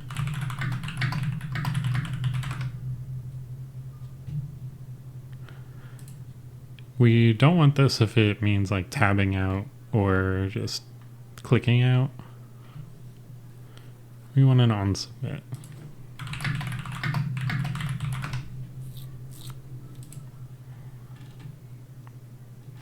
Oh right, I remember this bug. There is an on submit for inputs, but it also triggers for pressing the escape key.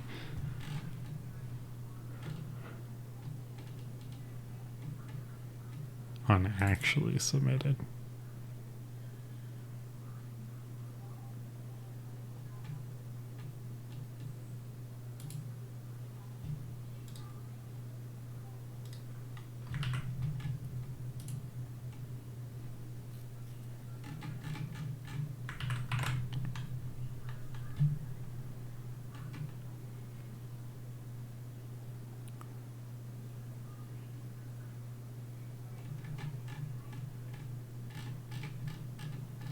Alright, so we thought we were being clever with this little thing, because in the rare case that you leave this dialog open and you go press enter somewhere else, this would handle that, but it actually doesn't work the way we thought it did. So we're just going to assume that players aren't going to leave random rename dialogues open forever and go about the game, especially since it's on top of everything. So we'll remove that little guard clause and it should be fine.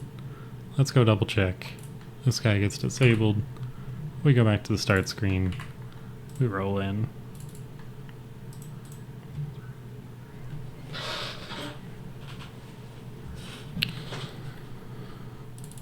Also, I see a couple more people joining the chat. Welcome on in. Thanks for being here. We are working on a social engineering / hacking game. You play as a hacker who's taken over Alice's computer, and she's in a large corporation. You are able to look around on her computer. All her files and everything are generated every time you play, and you can also talk to her coworkers as if you're her. And the goal is to get them to run this fancy schmancy virus.exe file over here. So then you can infect their computers. You can then switch over to their computer, look at their file system, talk to their coworkers, infect their coworkers, switch over to their coworkers' computers, and basically just spread through the network. So, fun little sandboxy social engineering game. All the dialogue is AI. They all have personalities. They all have preferences and different trainings and computer abilities. So some people are easier, some people are harder. There's some cool power dynamics between, like, you as an intern, you're going to talk to your boss, Bob, a little bit differently than talking to your coworker, Carol. All the conversations prior are also generated every time you play, so sometimes they're a little bit different, but it's a good way to, like, jump in and see what you've been talking to, maybe pick up a conversation as an in to say, like, hey, that file you wanted, I finally have it. Here it is. Just run it. Lots of fun stuff. So this game is live on chromagolem.itch.io already. You can play it in your browser for free. But we had a lot of people that were playing it want a few more features, so we wanted to add those features on stream this week. And we don't normally work on this game on stream. We're working on another game that's a big open world crafting RPG, but we actually just submitted it to Steam the other day, so while we're waiting for that approval, we're jumping back and polishing up some of our old gems. So hope you're enjoying.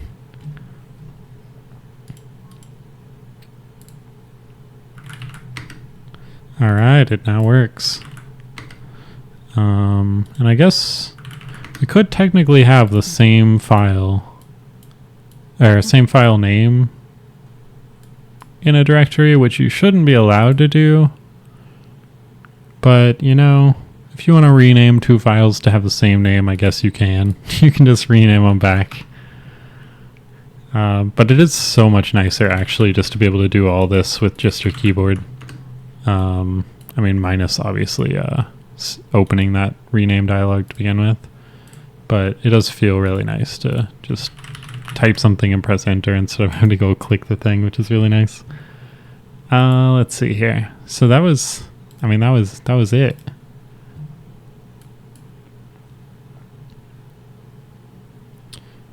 Let's poke around some of our assets, see if we have like icons for maybe our file browser. Maybe we can polish that up a little bit.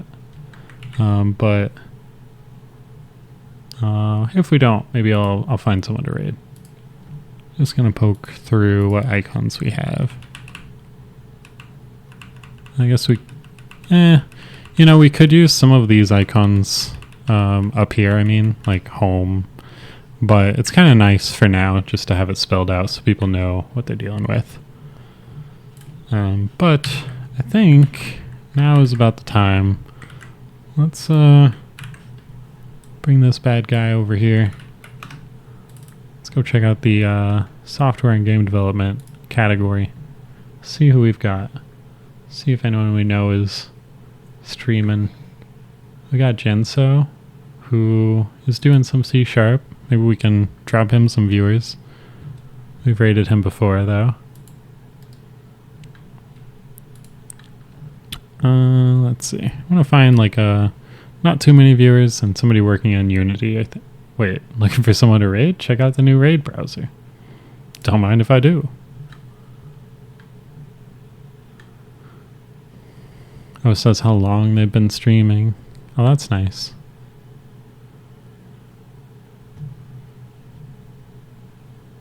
Be nice if it also said like the language too, or let me click in to see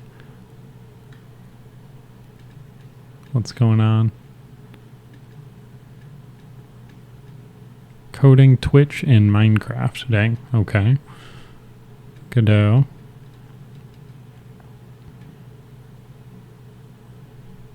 I think I've rated this guy before. He seemed kind of cool. We might drop over by Genso again. Apparently he just started, so he's been working on some cool stuff. I think it's very like prototype phase right now. But yeah, I see him streaming a lot. We'll send him some peeps. Thanks for joining me, by the way, guys. I think we're going over there, but it's been nice having you here. See you guys. Oh, okay, we have a moment. Yes, thank you for joining me. It's been really fun having everyone here. We got a lot done. Go check out chromagolem.itch.io if you want to play You Are Not Alice. We'll have a Steam page for Elixir Emporium up real soon. Check out our Discord. Let me link it one more time in the chat. And I'll see you guys next week. I stream every Tuesday, so have fun. See ya.